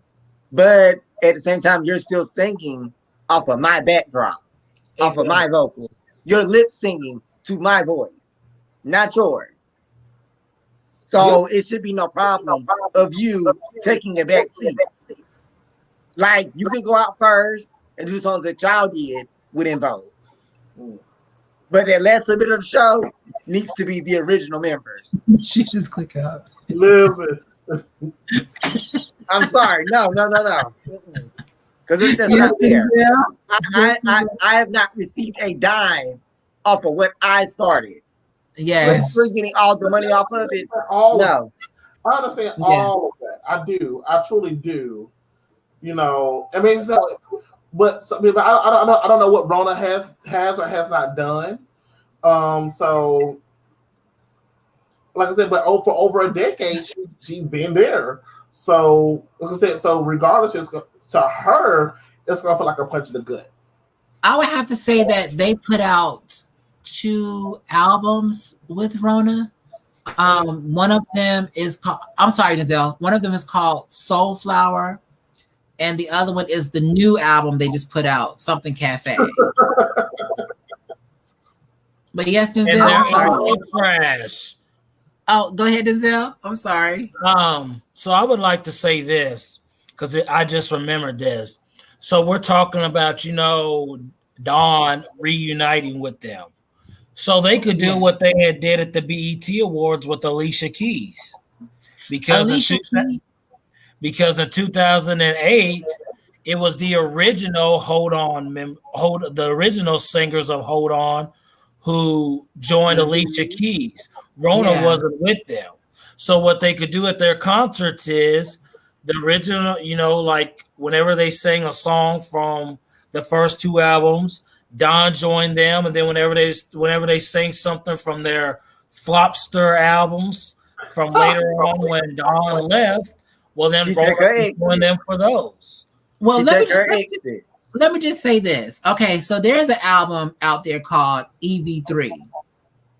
Trash. Know I know it, and it's trash. Riddle, not Riddle, whatever came from it. Don't Let Go came from it. Well, Dawn, she was also saying that at this time when they was recording Don't Let Go, the girls was trying to get her, to get her kicked out then. And then she was like, she heard it from somebody else. She heard it from, I think it was like one of the managers who had told her that the girls are plotting to get you kicked out of the group or whatever. And so he was like, hey, why don't you just play along with it, act like you don't know anything. And when the girls come in, they're going to present like a new opportunity for you or a new position or whatever for you, what have you. The girls came in, Dawn was very cordial with her. Or with them, and they had decided that they wanted to try all of the girls to sing the lead of Don't Let Go, which was on the soundtrack of Set It Off. And nothing like their voices did not work their voices wasn't as good as Dawn's was on the lead vocals. So they kept Dawn's vocals on the lead, and they sung background. Well, they was also making the EV4 album at this time, and Dawn, she was, singing her parts on there too. Of course, they took Dawn's parts out of the leads and they sung it, but Dawn is actually in the background. So that's why the EV3 album sounds so full, like the actual In Vogue, because Dawn's vocals is still in the background, in the harmonies and everything. But I don't think she got paid for it. She didn't get paid for it. And that would be my lawyer calling somebody. She didn't get paid for it. I would sue every last one of them. Right. I'm not kidding. And every time anytime there's a vocal with me in it, and if I don't get paid for that, we will have a problem. Yeah. She should be brought. Because now it's not even personal anymore. Right. I don't have my house. Exactly. This is business. Exactly. I need my money. Exactly. How Kimberly said, I need this money. That's the right. I lost my house. Right. I lost my house. It's one thing, to lose a car. I mean, even that right there, will piss you off. But it's one thing to lose a car, and we know celebrities can have boats and planes and things of that nature. So it's one thing to lose that type of stuff. But you seriously lost your shelter. Exactly. That's crazy. It's crazy. That is crazy. I can save up for jet ski. I can save up for another private plane. But my place of residence, I can get back to that. But I lost my shelter. Right. No. That's horrible. That's horrible. But I'm gonna say it. I'm gonna say it to Rona. We love you and everything too. I don't. But could you please just step back so we can get all four of the original? Go in the trash with Michelle Williams. Don't talk about Michelle like that. Michelle just lost her father. Don't talk about her like that. Now look, I'm sorry to hear about her father, but even when she joined in 2000, I was not a fan of her then or 20 years later. Even when she fell in 2004 on BET Awards. I have to disagree with you. Because for me, she was a lot better than Farrah. No, she wasn't better than LaToya or Latavia, the originals. I would have to agree with that, because I would have to agree with that too. She's not better than the original four. She's not better than the original four, but she evened out the playing field for the original two. She did. I think that Beyonce and Kelly had to do more of the harmonies of but you heard more Kelly after they left doing, the harmonies with B and everything. B would take the lower registers and Kelly would take the higher, registers and everything, to cover up Latavia and LaToya's harmonies. But as far as Michelle goes, I think she played her position well. I tell you what. Michelle. I tell you what. Wait, everybody. Yes. We won't. We won't. Not DC3. We won't. We won't, honey. We won't. But we won't. With the original members of En Vogue, you cannot say them divas cannot sing. Exactly. Even every one of them. They didn't need every one of them. They didn't each need and every one of them. Especially with Hold On. They had some of the best bass lines in their music. Man. Honey, yes, honey. Yeah, get it. En Vogue album. You're gonna hear that damn bass line when that music drop, and you're gonna know harmonies and everything. But and with Destiny's Child, same way. Them divas, they can sing, they can harmonize. And some groups today, they can't do that on the spot. They can't when somebody tell you to sing, you can't sing on the spot. But okay, but you were a singing group. In Vogue and Destiny's Child, they did it all the time. They're coached. They are coached group. That's it. That's it. That's what I was telling my little cousins about music today versus, our generation and older generations. I asked them, I said, you ever heard of a mashup? I said, well, the radio pretty much takes other people's beats or bass lines and everything and puts it onto somebody else's vocals. I said, it still sounds good. I said, music today, they can't do that. Yeah. I said, there's so much work done with their voices. Right, exactly. I said, it is crazy. I said, none of them are original. I said, I grew up with hearing the original song and then hearing like on a Friday or Saturday night a mashup of different music, and you like, okay, get it? On the highway, 5 o'clock traffic. Oh, right. 8 o'clock going home to work. Because the artists out now, their music is trash. It's right. A lot of it is trash. A lot of it is definitely trash. I would say it's just watered down. It's watered down. Yeah. I mean, they got no seasoning. A lot of it's talentless too. They're not able to cross it. They're not able to take somebody else's music.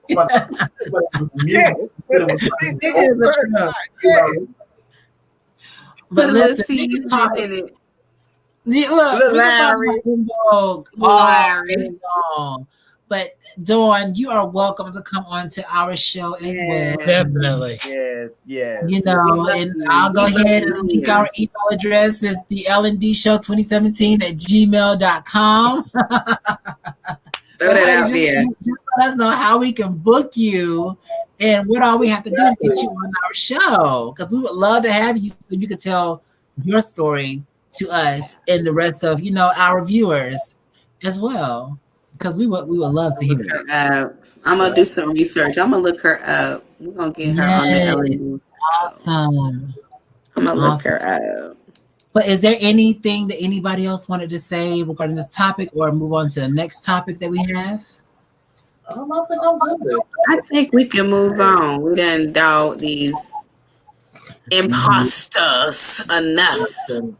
Gave them too much clout, honey. Too much clout. Let's get into a deep topic real fast. I want to see your opinion on it real fast. So, as y'all know, over the last few years and everything, especially during Trump 2020, the Trump era, and all the good stuff, this nation has shown its true colors. So, with that being said, this topic is called "Why is my skin tone and my cry for help a weapon?" So I want to get y'all's take on that. Like I said, when we were all discussing, the line of we hear we're different skin tones and everything, we're different genders, different parts of the LGBT and everything. So we might have different experiences, but so like, how do y'all feel like when it comes down to being a minority in America? Interacting with police, interacting with white people, things of that nature. Can I start it off? Really? Go ahead, Raphael. Okay. Well, everybody knows that I work around Caucasians, and lots of them. What I do is, we have a lot of police officers that come into my line of work. Now, I'm behind a desk. I have no weapon around me. Why are you coming at me with your hand on your holster? I have nothing on me except a shirt, a vest, pants, and shoes. Why is it necessary for you to have your gun your hand on your holster? And you're asking me a question. To be honest, I have been scared of police ever since he has been elected. I have been terrified. Like, there are days that I'm at work where I'm sitting here, I have to pull my phone out and record while officers talking to me. Because at any given time, they can have that badge camera turned off or not even on and say that, oh, I felt threatened because you were talking to me. But I'm behind a desk. There's nothing there but computers, wires, and keys. What possibly can I do to you? Like, I'm still baffled by that because a few weeks ago, one had came to my place of business and had yelled at me about, oh, well, we need to see if this person's here. Well, sir, I'm sorry, I can't give this out. And was like, oh, well, sir, we need this information. And literally kept raising it up. And I'm like, sir, unfortunately, I can't give you this information. So in that process, I have literally turned around and shut the door and ran back to where I felt safe. And it really has me terrified every day of my life. I'm sorry. I'm sorry, Des. I'm sorry that you went through that. Yeah, I'm sorry that happened to you, and it's not fair. It's not fair. I always say, like, I can't imagine. 5'5".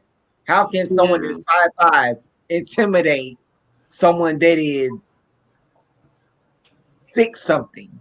I don't understand how anybody could feel that you are a threat at all, period. I mean, Des, you're a bucko 5 soaking wet, baby. I don't know. Exactly. I hate that you went through that, though. Seriously. I always say I can't imagine what it is that a black male goes through. You know what I mean? Like, what it is to be a black male and walk in a black man's shoes. I could never imagine what it is, and speaking from a mother of 2 black men, it terrifies me when I have to have the talk, because my kids are very educated. I'm an educated person, point blank and period. Anybody that knows me knows that I'm an educated person, and education is a very important thing to me. So when it comes to my black men, my being afraid of them being stopped by the police, even if it's just a simple traffic stop, it scares me that I have to have that conversation because they know their rights and they will call you out. That's how I've raised them. They'll call you out and let you know when you're wrong or when something is not right, and I know the whole smart mouth is how it'll be looked at. And I could lose my son, because he knows his rights and he's going to call this cop out on his wrongdoings and you're going to be embarrassed. So does that mean that my son's going to get a bullet to the back? You know what I mean? Because he's calling you out on your stuff. That scares me. And a lot of people don't realize, like, when one mother mourns for their child that's been lost by a police officer, that has been traumatized like Des by a police officer, when one mother mourns, we all mourn. I mourn for every black mother that has lost their child to a police officer or to unnecessary violence. I mourn for them. My heart breaks for them because I can't imagine what it would be to actually lose my child at the hands of somebody other than God. I can't imagine having to bury my child because you're so-called scared for your life. I can't imagine. How are you afraid of an unarmed human being? That it makes no sense to me. And you got like these visuals of like this white man walking down the street with a rifle in his hand during a protest after he's already shot somebody. He's walking past police with this rifle in his arm, and nobody says anything. To this day, this young man is still walking the streets. Breonna Taylor's killer is still walking the street. And there's no justifying what has happened. There's no, like, we can't even sit in our front rooms, y'all. We can't sit in our bedroom. You know what I mean? Like, we're no longer on the street. This is in our own home. Yes, yes. That's where it's getting the scariest. Like, y'all busting in my house and you killing me for what? And it's looked at like, I saw a video the other day, might have been just yesterday. There was a rally going on and people were burning Black Lives Matter posters. And they, all lives matter. All lives can't matter, baby, until mine matters. Yours already matters. Yours already matters. Those that say all lives matters, yours already matter, baby. It's mine that we're fighting for at this point. And if you're not with me, you against me.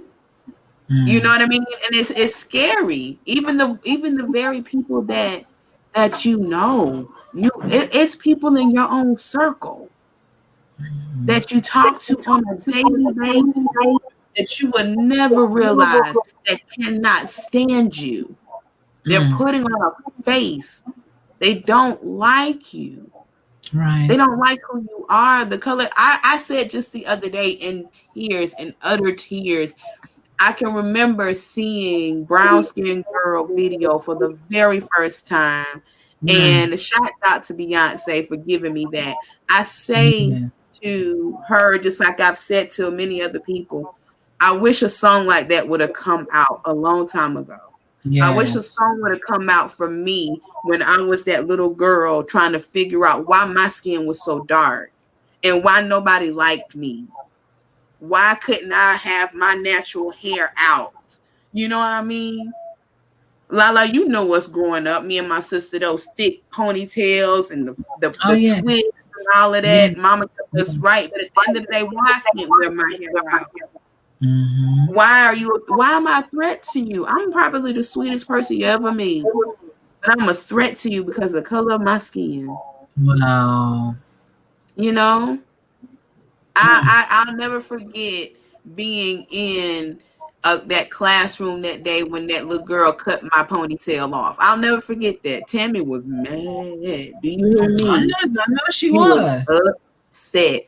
But because there was nothing I could do about it. First and foremost, let's put that out there. There was nothing. This is not welcome. I'm sorry. This was a plain elementary school in Simpsonville, South Carolina. There was nothing I could do about this little white girl cutting my pigtail off of my hair, other than tell the teacher, who then told our parents, who then said, "Oh, well, that should never happen. You should be friends."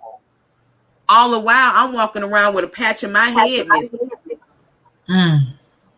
You know what I mean? It's like the stuff that happens. It's not new, and I'm gonna stop there because I don't want to get like to a point where I'm like bawling, crying, because the color of my skin touches home for me. I'm a dark-skinned female. And I can remember a time, well, I can't remember, but there was a time where I couldn't even pledge the sorority that I wanted to be in because of the color of my skin. Because I was dark-skinned. You know what I mean? Granted, big ups to Zeta Phi Beta Sorority Incorporated. I am who I am, and I love that they accepted me for who I am. But we all know back in those days when it was just really majorly the Deltas and the AKAs, I couldn't pledge either one of them. I couldn't even be interested in either one of them because of the color of my skin. I'm not lighter than a brown paper bag, and that's what it was. Your skin had to be either as light as or lighter than a brown paper bag. And guess what, baby? I'm about as dark as the bag they come. I'm the liquor store bag. I'm not brown skinned like that. I'm a dark skinned brown skinned girl. You know? So when brown skinned girl came out, listen, when I tell y'all, I rejoiced on the inside and cried like a baby for the next baby that looked like me. So that she had that to see your skin color matters. You're beautiful who you are. That person that I cut my whole entire head off so that it could grow back out just like this natural, no perm. I wanted no straight in it. You know what I mean? Because I wanted to show other little girls that had the same skin tone as me, baby. This right here is where it's at. We in. Sorry, Lala, we in. You know what I mean? Like, we in. You know what I mean? I'm proud to be who I am. Then it took me a minute, and it had like depression. You know what I mean? Insecurities, attempted suicides. I'm not afraid to say that. You know what I mean? There's been those times because I could not figure out why am I here. On top of that, I'm a lesbian. Why am I here? I don't belong here. You know what I mean? So many questions. Many negatives. At least exactly according to what society says. So many negatives. You know, and it's crazy. You know, it's insane. I definitely understand where you're coming from. I want to ask Denzel a question though. Denzel, being on the darker side and also being in an interracial relationship, how has your or have you had any struggles? You know, when it comes down to your skin tone, you know, does your significant other understand? Is he sympathetic to your plight? I mean, like, how has this journey been for you, per se? He's somewhat there. He's on the Black Lives Matter movement. He's very passionate about the Black Lives Matter movement. He's been doing the protests here and going to different places doing the protests. He gets upset and be protest or be tweeting and, you know, signing petitions and stuff online about whenever he sees, you know, the police, you know, kill a innocent black man, you know, like Elijah McCain or somebody. But at the same time, I try to explain to him that I don't like to be called, and I'm probably going to get flack for this since it's worldwide, but I don't like to be called black. And it's dating back to my childhood when I used to be bullied and teased and belittled by my own family, especially my brothers, because I was darker than them. You know, they're interracial, you know, they're the swirl, you know, they're both black and white, you know, so they would love to belittle and shut me down and call me dark and, you know, make very, to me, offensive comments like, you're so dark, your skin is as dark as Darth Vader. You know, they just made very offensive comments that to this day sometimes bothers me, and I try to explain that to my fiance. I can I can definitely understand the black part. That's something that I battled with myself growing up. I to this day don't like being called black, and it's not because I don't want to associate with the community. I don't like the word black because of all the negative connotations that come along with it.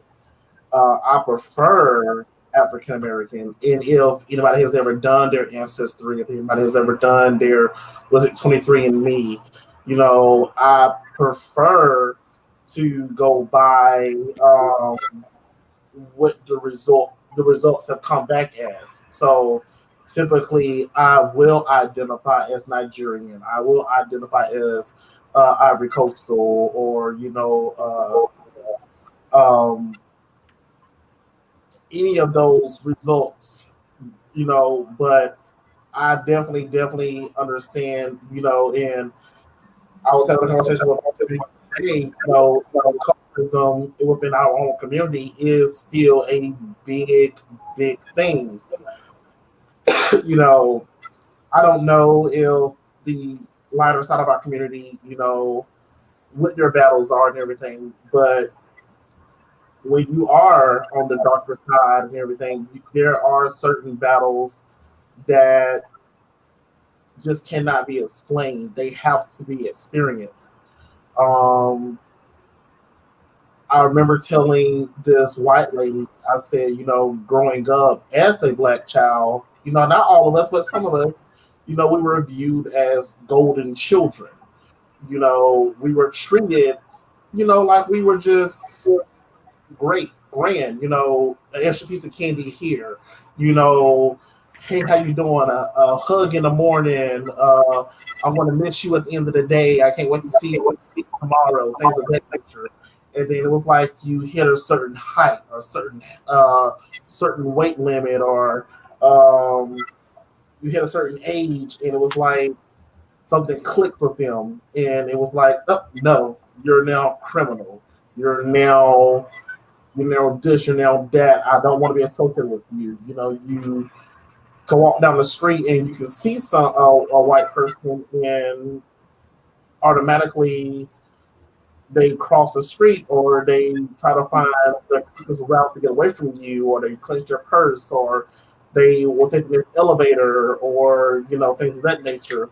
I mean, the community I live in is patrolled by police, not because it's a high crime area, it's because that we pay the police to make sure we don't have crime out here. But I went out it was like 3 weeks ago. I went outside my house, and I got some patrol. This officer seriously stopped in the middle of the road and watched me walk back in my house. Wow. And I'm thinking to myself, wow, I live in a gated community, and I'm wondering if you're thinking if I broke in. Can I speak on that right quick? Because I have experienced that. I was about 16, 17. I was walking with my best friend, her sister, and her cousin. I live on the unsafe side of town. Let's put it like that. And basically, they live literally 2.3 feet away from me. So my uncle lives on this same street. My grandma lives around the corner. So we were walking to the neighborhood gas station. And so we're walking back to my friend's house. So out of nowhere, we get stopped by the cops.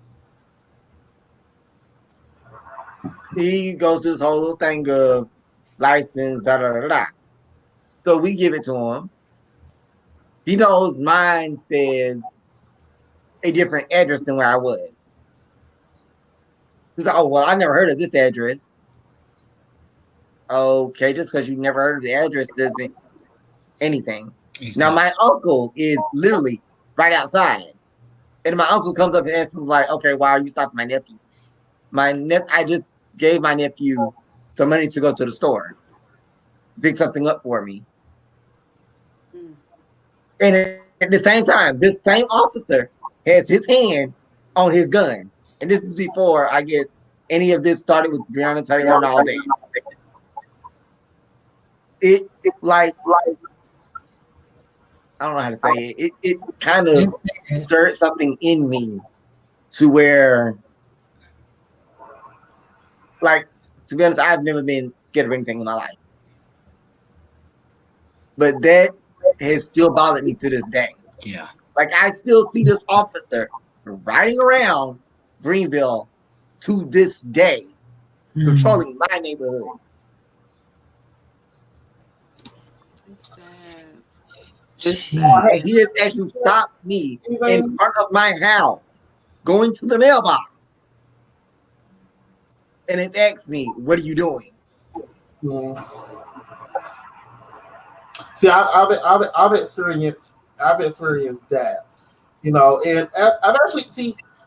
Everybody knows that I'm in healthcare and everything, and I can't remember before on the show, but apparently there was a drug addict that broke into the hospital, and he went to the pharmacist. And what a lot of people don't know is that there's more than one pharmacy inside the hospital. There's a internal pharmacy that's meant strictly for the patients inside of the hospital, and there's a pharmacy where patients that are, you know, external can come inside and get their medications. But apparently, this patient found his way to the internal pharmacy and was trying to break in, which is behind lock and key, coded locks, and things of that nature.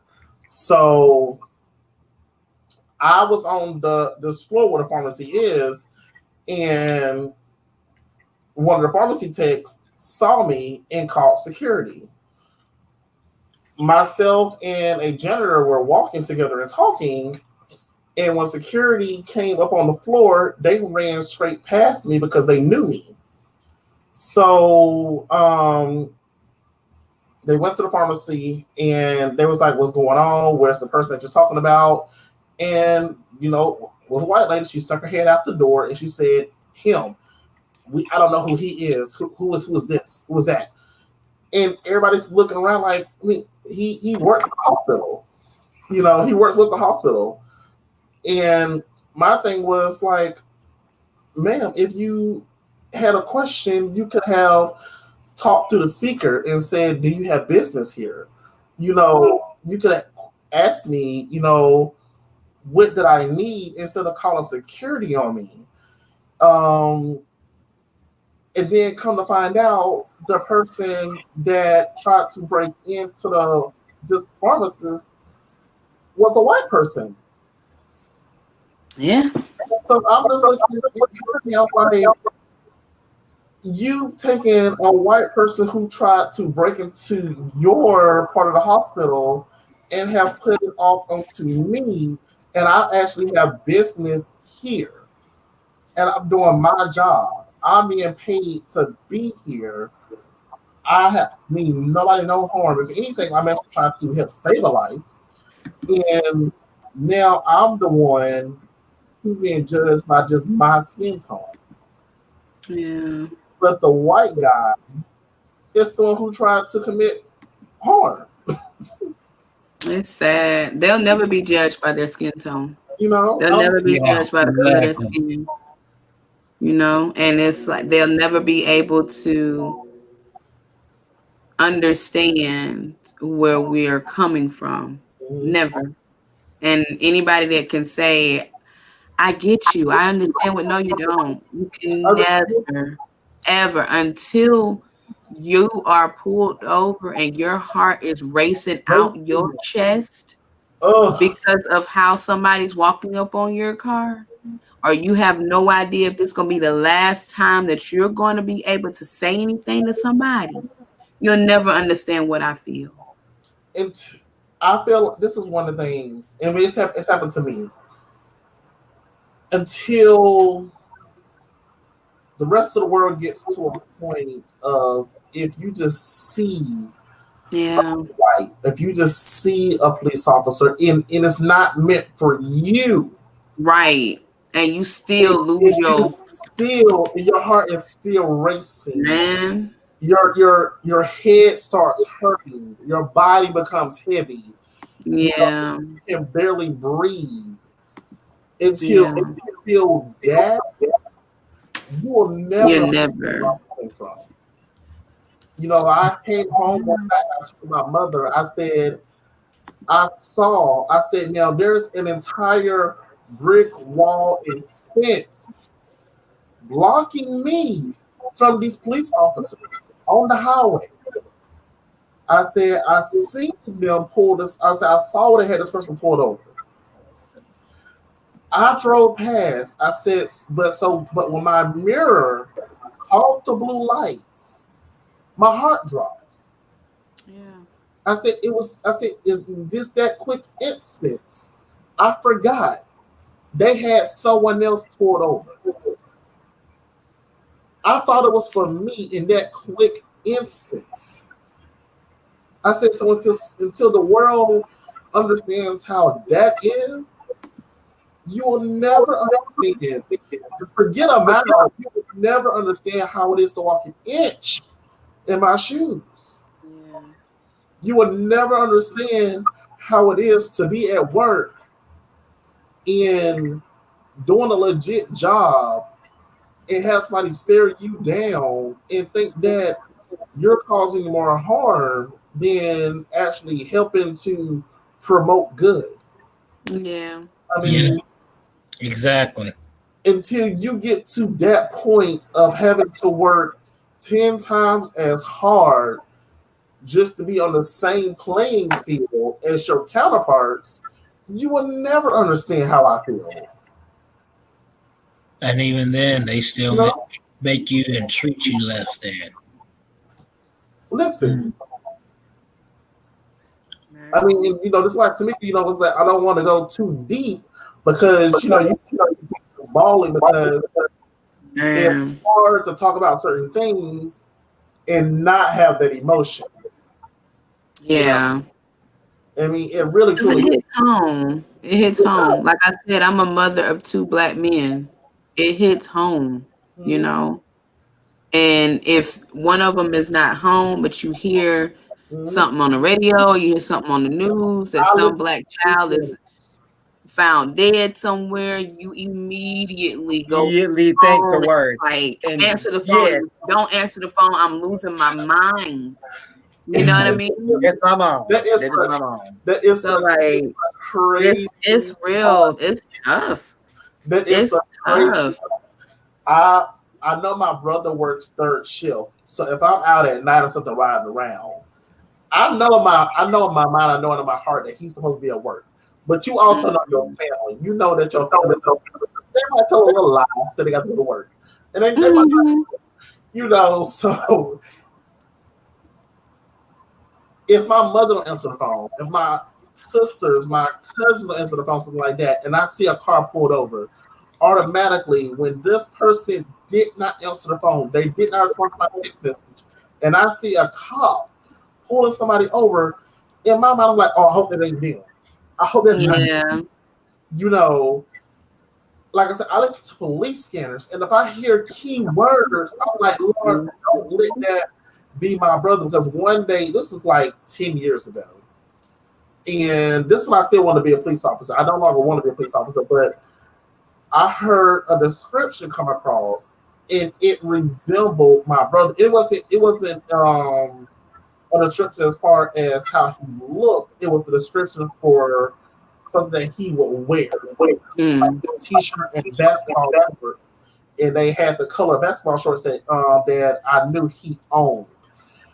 And when I tell you, I raced home so fast because the police was actually in the area of where we lived. And I was like, Lord, whatever happens, if they have my brother, just let it be an encounter to where he can walk away. Right. And like I said, and it should never even be like even feeling like that. You know what I'm saying? The fact that I remember seeing something where this little white girl, she was crying her heart out because she was just so worried about her dad, who's a police officer. Nobody likes the police. They want to kill the police. Baby, your daddy gonna come home safe. As he has been for the last 30 years without you worrying. That's the thing. And it's sad that you can't empathize with them. Yeah. I think the thing that the police don't understand is that we don't intentionally hate you. Exactly. It's that we have a phobia that when we see you, the odds of us walking away are slim to none.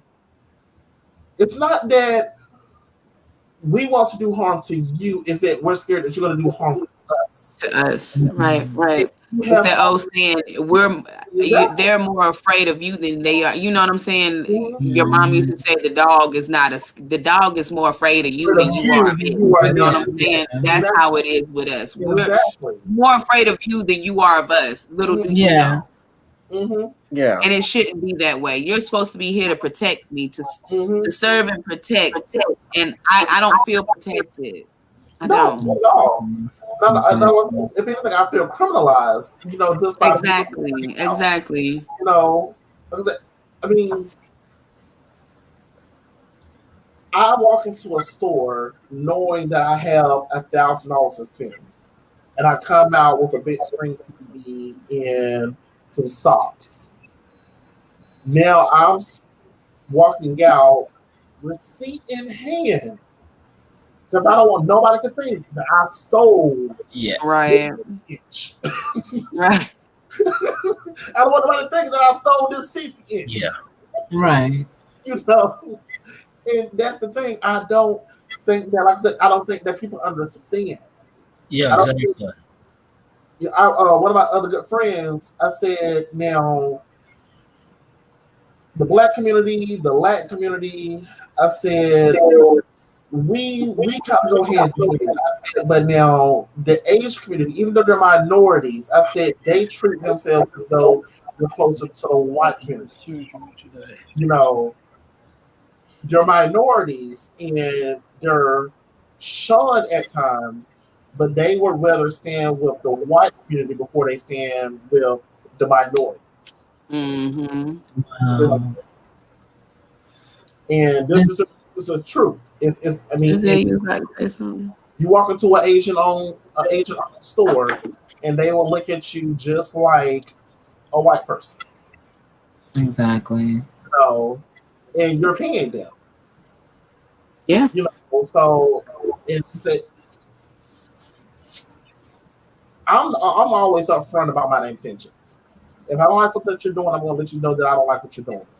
And just like with the police and everything, I mean, because I have my family, I have judges, lawyers, politicians, and everything all around me all the time.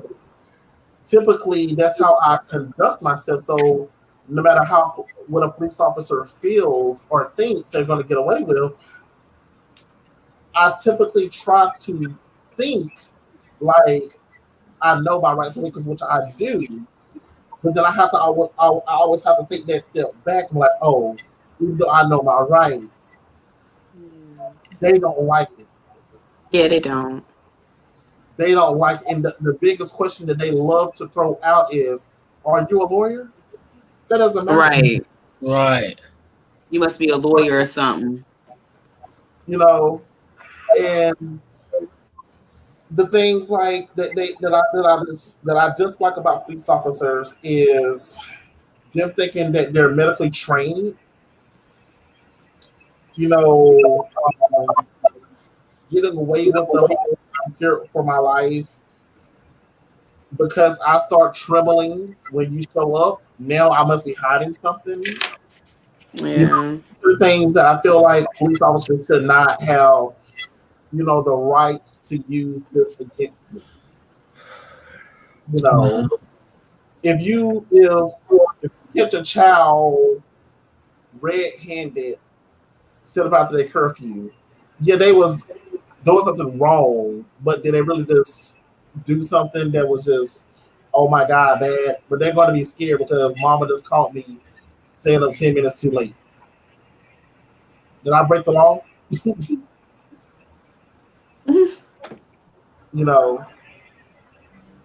And so these are things that I don't think that the rest of the world understands about living in our world.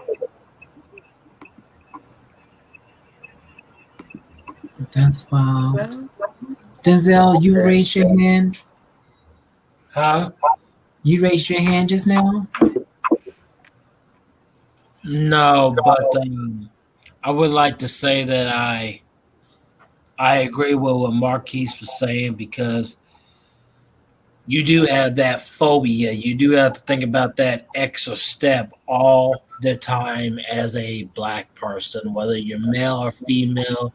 You always have to think about, did I do this? Did I do that? And then if you see a police officer, me personally, I try to go the other way because I don't want to cross paths with them and then them try to say that I was doing something to them or I said something to them and then them try to find some kind of something to falsely accuse me of so that they can arrest me and take me to the station and make such a big situation out of a little thing. Because that's my phobia, because that's something that I've had to deal with in my past is the officers, taking something and just making it more bigger than it needed to be. I didn't say anything to them, but it's my word against their word. And it's two white officers against one black male. And so then it's like the scale, they're going to believe the white officers over the black male anytime. As you can see, they're going to believe the white officers over the black person anytime. And that's why I always try to go the opposite direction. Anytime I see them, I'm like, oh no, I'm not going to go that. I'm not going to take that sidewalk. I'm going to find a shortcut and go somewhere else. It's not even just believing the black person over the white person. Is when the black person comes into contact with a white officer, is let's find the crime in the past for the black person and let's find the heroism in the past for the white person. Yeah. Did he ever jump into a swimming pool to save a drowning person? With a black person, have he ever gotten expelled from school? Right. Have they ever gotten into a fight?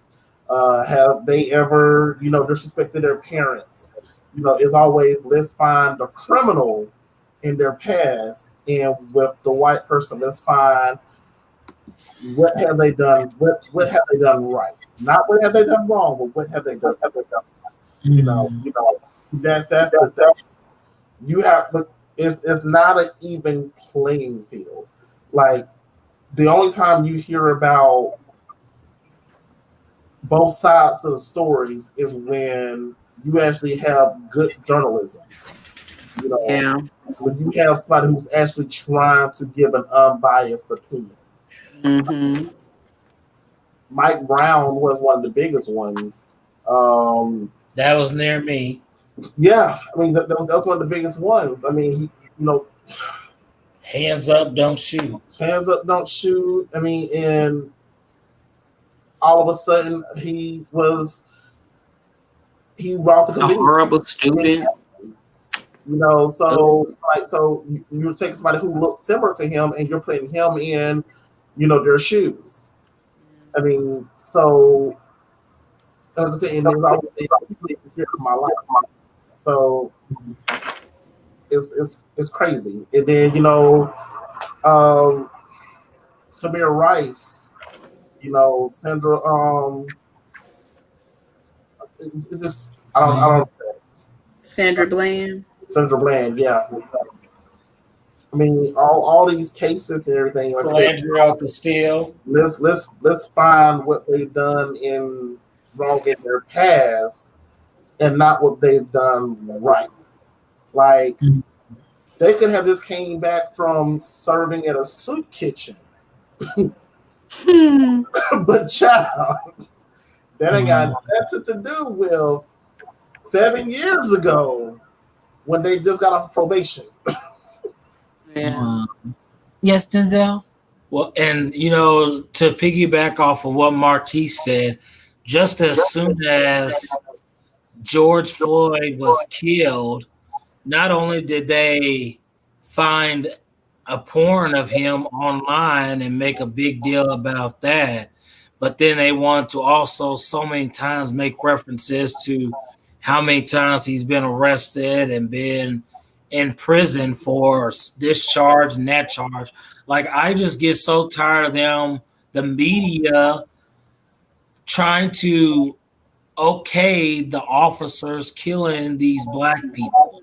I get so tired of it. And then you got people on social media that say, well, it was okay for them to kill him. He had fentanyl in his drugs. He was resisting arrest. Thank you. Finally, somebody says that. Thank you.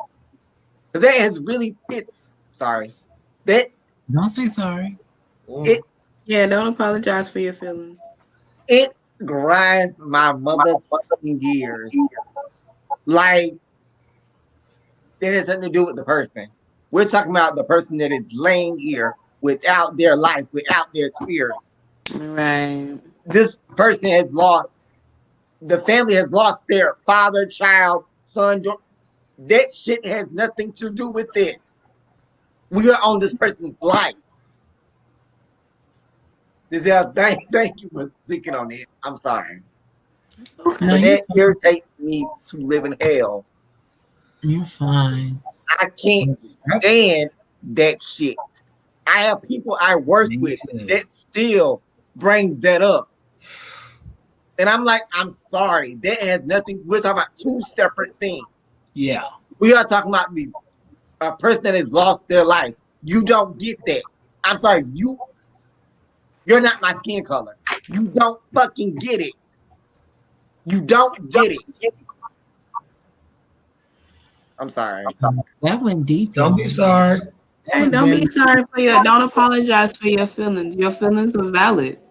Right, exactly. Your feelings are extremely valid. Do not apologize. You're how I feel on the inside.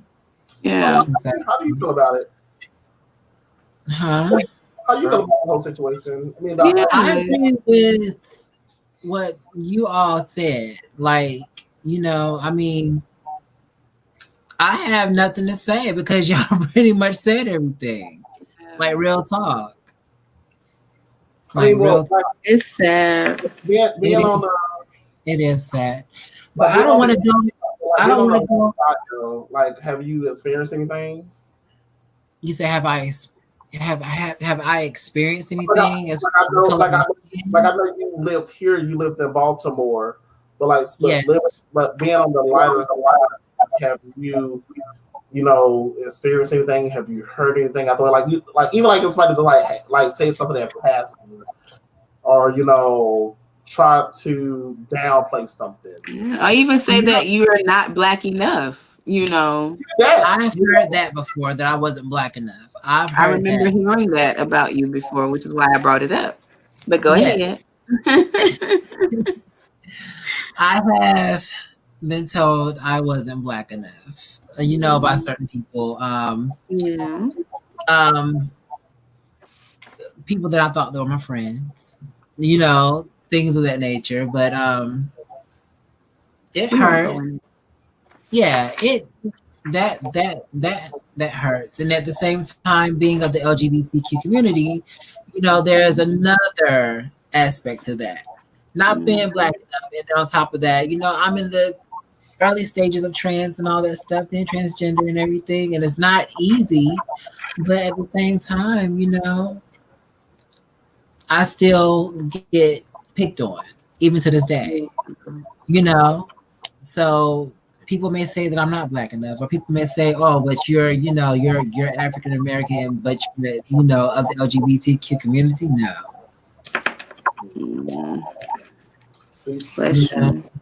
I used to get called, before I even knew that they was using the word wrong, I used to get called wigger. Oh. I've heard that term. Now but I've heard it. Goes with Lala though, which is weird. Yeah. But it was supposed to, when I was younger, it was because I pronounced my words correctly. Mm-hmm. I wasn't the type to, just get into trouble for those. But I would get called not black enough, not because of my skin tone, but because of how you talk. Actions. Yeah. So and that was weird to me. Like I said, but I would get called wigger, not knowing that people were using the word wrong. because it was meant for a white person that they're black. Yeah. And so I just find all this is so intriguing. You know, it is.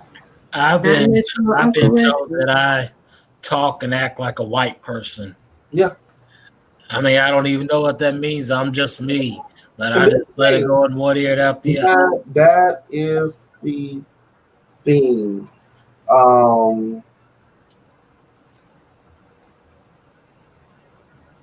The fact that we hear the whole you talk, you sound, or you're not as bad, you're not one of them, all of that. That's the part that I think is the most frustrating for some of us. Yeah. You know, or even you ever heard of code switching? You ever heard of code switching? Now that some of us do that. Some of us do. I have to do that. Yeah, I work in a corporate where I'm a social worker. So like, you know, I have a switch. Yeah. And that bad boy gets turned on. Hello, good morning. How are you? Good morning. And it will be turned off quick, fast, in a hurry. Try me if you want to. So like, you know, I have that. I have a little that I turn before I walk in the corporate world, you know. Exactly. But I feel like we're the only group or the only community that has that switch.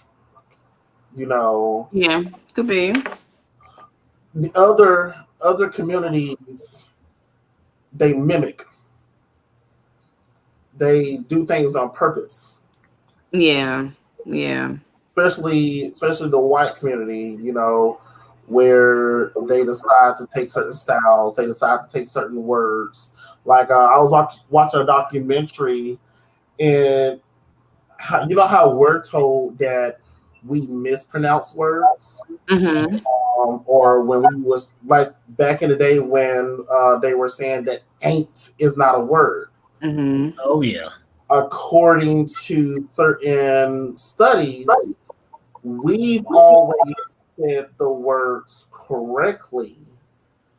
It's just that we were being told we were mispronouncing the words to make us feel as though we were undereducated or miseducated. That nature. Like we're down. We were saying all of our words correctly because we have a certain way of talking and pronouncing things that the world just doesn't like. We've always talked superior. Yeah. We've always been royalty, honey. The one thing that was not that they were not able to beat out of us is the way was to talk. And it goes back to code switching. We may code switch around the master, but once we were back around our people, that superior language would still come back out. Right. You know. But y'all off of that because before we get mad up in here. You're so silly. But yeah, that was a deep conversation. We're already like 2 hours and 30 minutes over. So, and I gotta do some edits to this so I can make some promos for this. Yeah. This was a great show, guys. This was a great show. Oh my goodness. Thank y'all so much for being here and being a part of the show. Tamika, thank you for putting it in my head to do a end of the year show. You know? Absolutely. Definitely appreciate it. Thank you. We loved it. We love having you, Denzel. You know, and not just as a call-in. So right? Exactly. Well, I would like to end the show. I would like to end the show by asking each one of you, like, what do you want your New Year resolution to be in 2021? Starting with you, Tamika. I would have to say that this year round, I want to watch my tongue. I want to be mindful of the things that I say and speak in existence because that is real. The power of the tongue is real, and life and health is in the power of the tongue. So I want to be mindful of the things that I speak. Yes. Yes. What about you, Denzel? That's good, Tamika. What about you, Denzel? I would say I would like for it to be fly to Greenville to meet the three of y'all.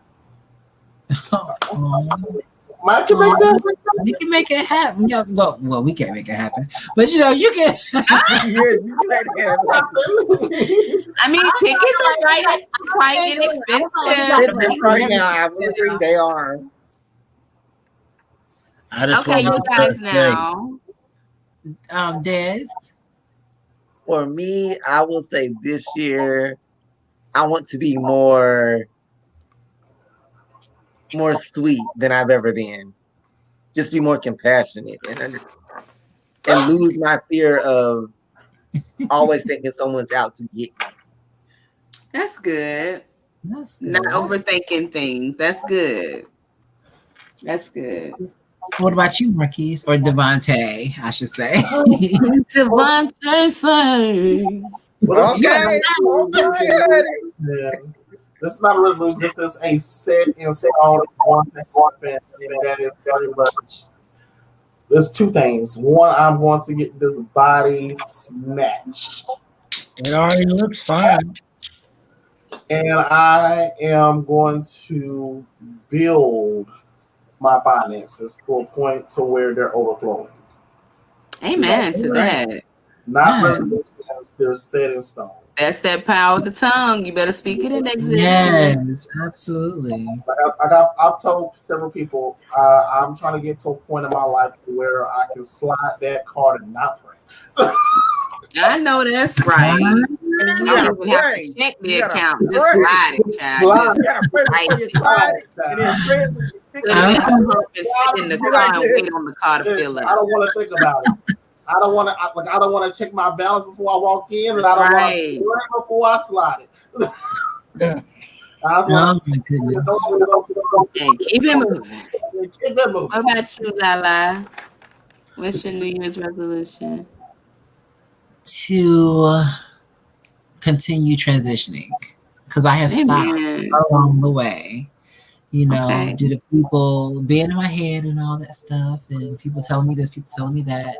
But I want to continue the transition process of becoming Latanya, losing the weight, becoming a better person, getting into the acting business, because I really want to, and I will say this. Doing more shows with you all. Yeah, I look forward to more of this. Yeah, absolutely. Go ahead, Des. Better than anybody I know to interrupt somebody. Go ahead. I'm sorry, I that was on my mind. Honey, they don't get no more better than you. And you are the loving person that I've ever known. Better than that. Oh, thank you. So sorry. Your light is shining bright. Yeah. I just want you to feel it. Oh, thank you. That's so sweet. I'm getting teary-eyed. Aww. You have always been such a good person. And good for you for continuing your transitioning. Seriously. Thank you so much, cousin. Thank you so much. Thank you. Good for you. And don't allow other people. Listen, ain't nobody got to wake up in the body that you in but you. Don't let nobody else tell you anything. They can't feel what you're feeling. Don't ever let nobody do that. You have to do what's best for you. That's true. Thank you for that. I'm telling you, and I see her all over you, and she needs to come out and be real. She has to. She has to. She's been shining through you since Neha Yes, I agree. That girl been in there screaming, crying for help. Please let me out of here. Yes. Y'all have anything to drink left or anything? Y'all have anything to drink left? Oh, honey, I am done with my drink. Unless y'all want me to go on and down this Sprite. I know, right? I'm done with my drink too. Lord and rest of all I say before we leave the show, let's take a shot of something. Cheers to everybody. I don't have a Thank shot y'all today. for having me. Listen, hold on, let me grab You what's got more down there. left in my little bottle. Come on, Lala. He have absolutely nothing. I have some. I only have a little corner. Yeah. Now that room's always packed with alcohol now. Exactly. Whatever, y'all. Hold on. Wait a minute. Give me 1 second. Are we making an alcoholic out of my boo? Oh my goodness. At least we got bottles on. Before we got the toast to, overflowing finances and, Yes, I will toast to that. Overflowing of finances and blessings. May our cups overfloweth. There we go. Shoot. May we be blessed and merry. May we be blessed and merry. May 2021 be way better than 2020. Can she get it open? It's going to be. I'm stalling, trying to wait for her to get it open. That's bad. There we go. Okay. May the strength of the Lord be with us. Let us all be fruitful and prosper and successful. May the L&D show turn into something that gets broadcast on a network station. Nice. And we get paid money for these beautiful faces and these thoughts and agree and the disagrees and all of that good jazz. Love, happiness, and wealth. Cheers to 2021 coming.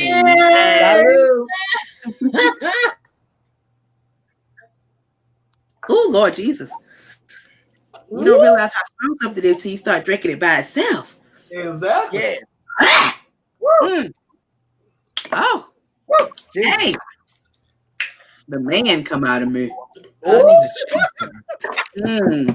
My God. I love y'all. We love you too, blessed. darling. I love you too. Have a good night. Y'all keep me posted when y'all want to do this again. We will, honey. We most definitely will. We definitely got to get our sex guru in. Yes. Yes, and I don't know what happened. How Danny absolutely I think I'm gonna be sending him a tablet instead. Hello. Because that computer is shot. Stole the whole computer. That's what I'm saying. I don't know how Danny missed the whole show. The whole show. I know what happened. It was that laptop that had to update. He had to update. Exactly. That's what I'm thinking. No, them legs went up. That's what happened. You know what? That's what we're talking about. Let me download that. Yeah. Well, listen, guys, thank y'all so much for watching. Our viewers, we love you all. We hope that you all have a great 2021. And we hope that you all be safe out there. If you're going to party, make sure you're safe. And bring the new year the right way. Whatever it is for you. Wear your mask. Wear your mask. Always. Wear your mask. Church house. Wear your mask. Safe doing it and don't give anybody else. Yes. And Dawn Robinson, we want you on the show in 2021. Exactly. All right. Well, I love you all. Thank y'all so much, Tamika and Dazelle, for coming on to the show with us. Absolutely. Yes. Oh, I love you all. Good night. Bye. Bye, Dazelle. Bye. Bye, Marquise Indes. I love you. Bye. I'm going to miss y'all. See you in 2021. See you in 2021. Absolutely. Bye, everybody. Bye. Let me download that.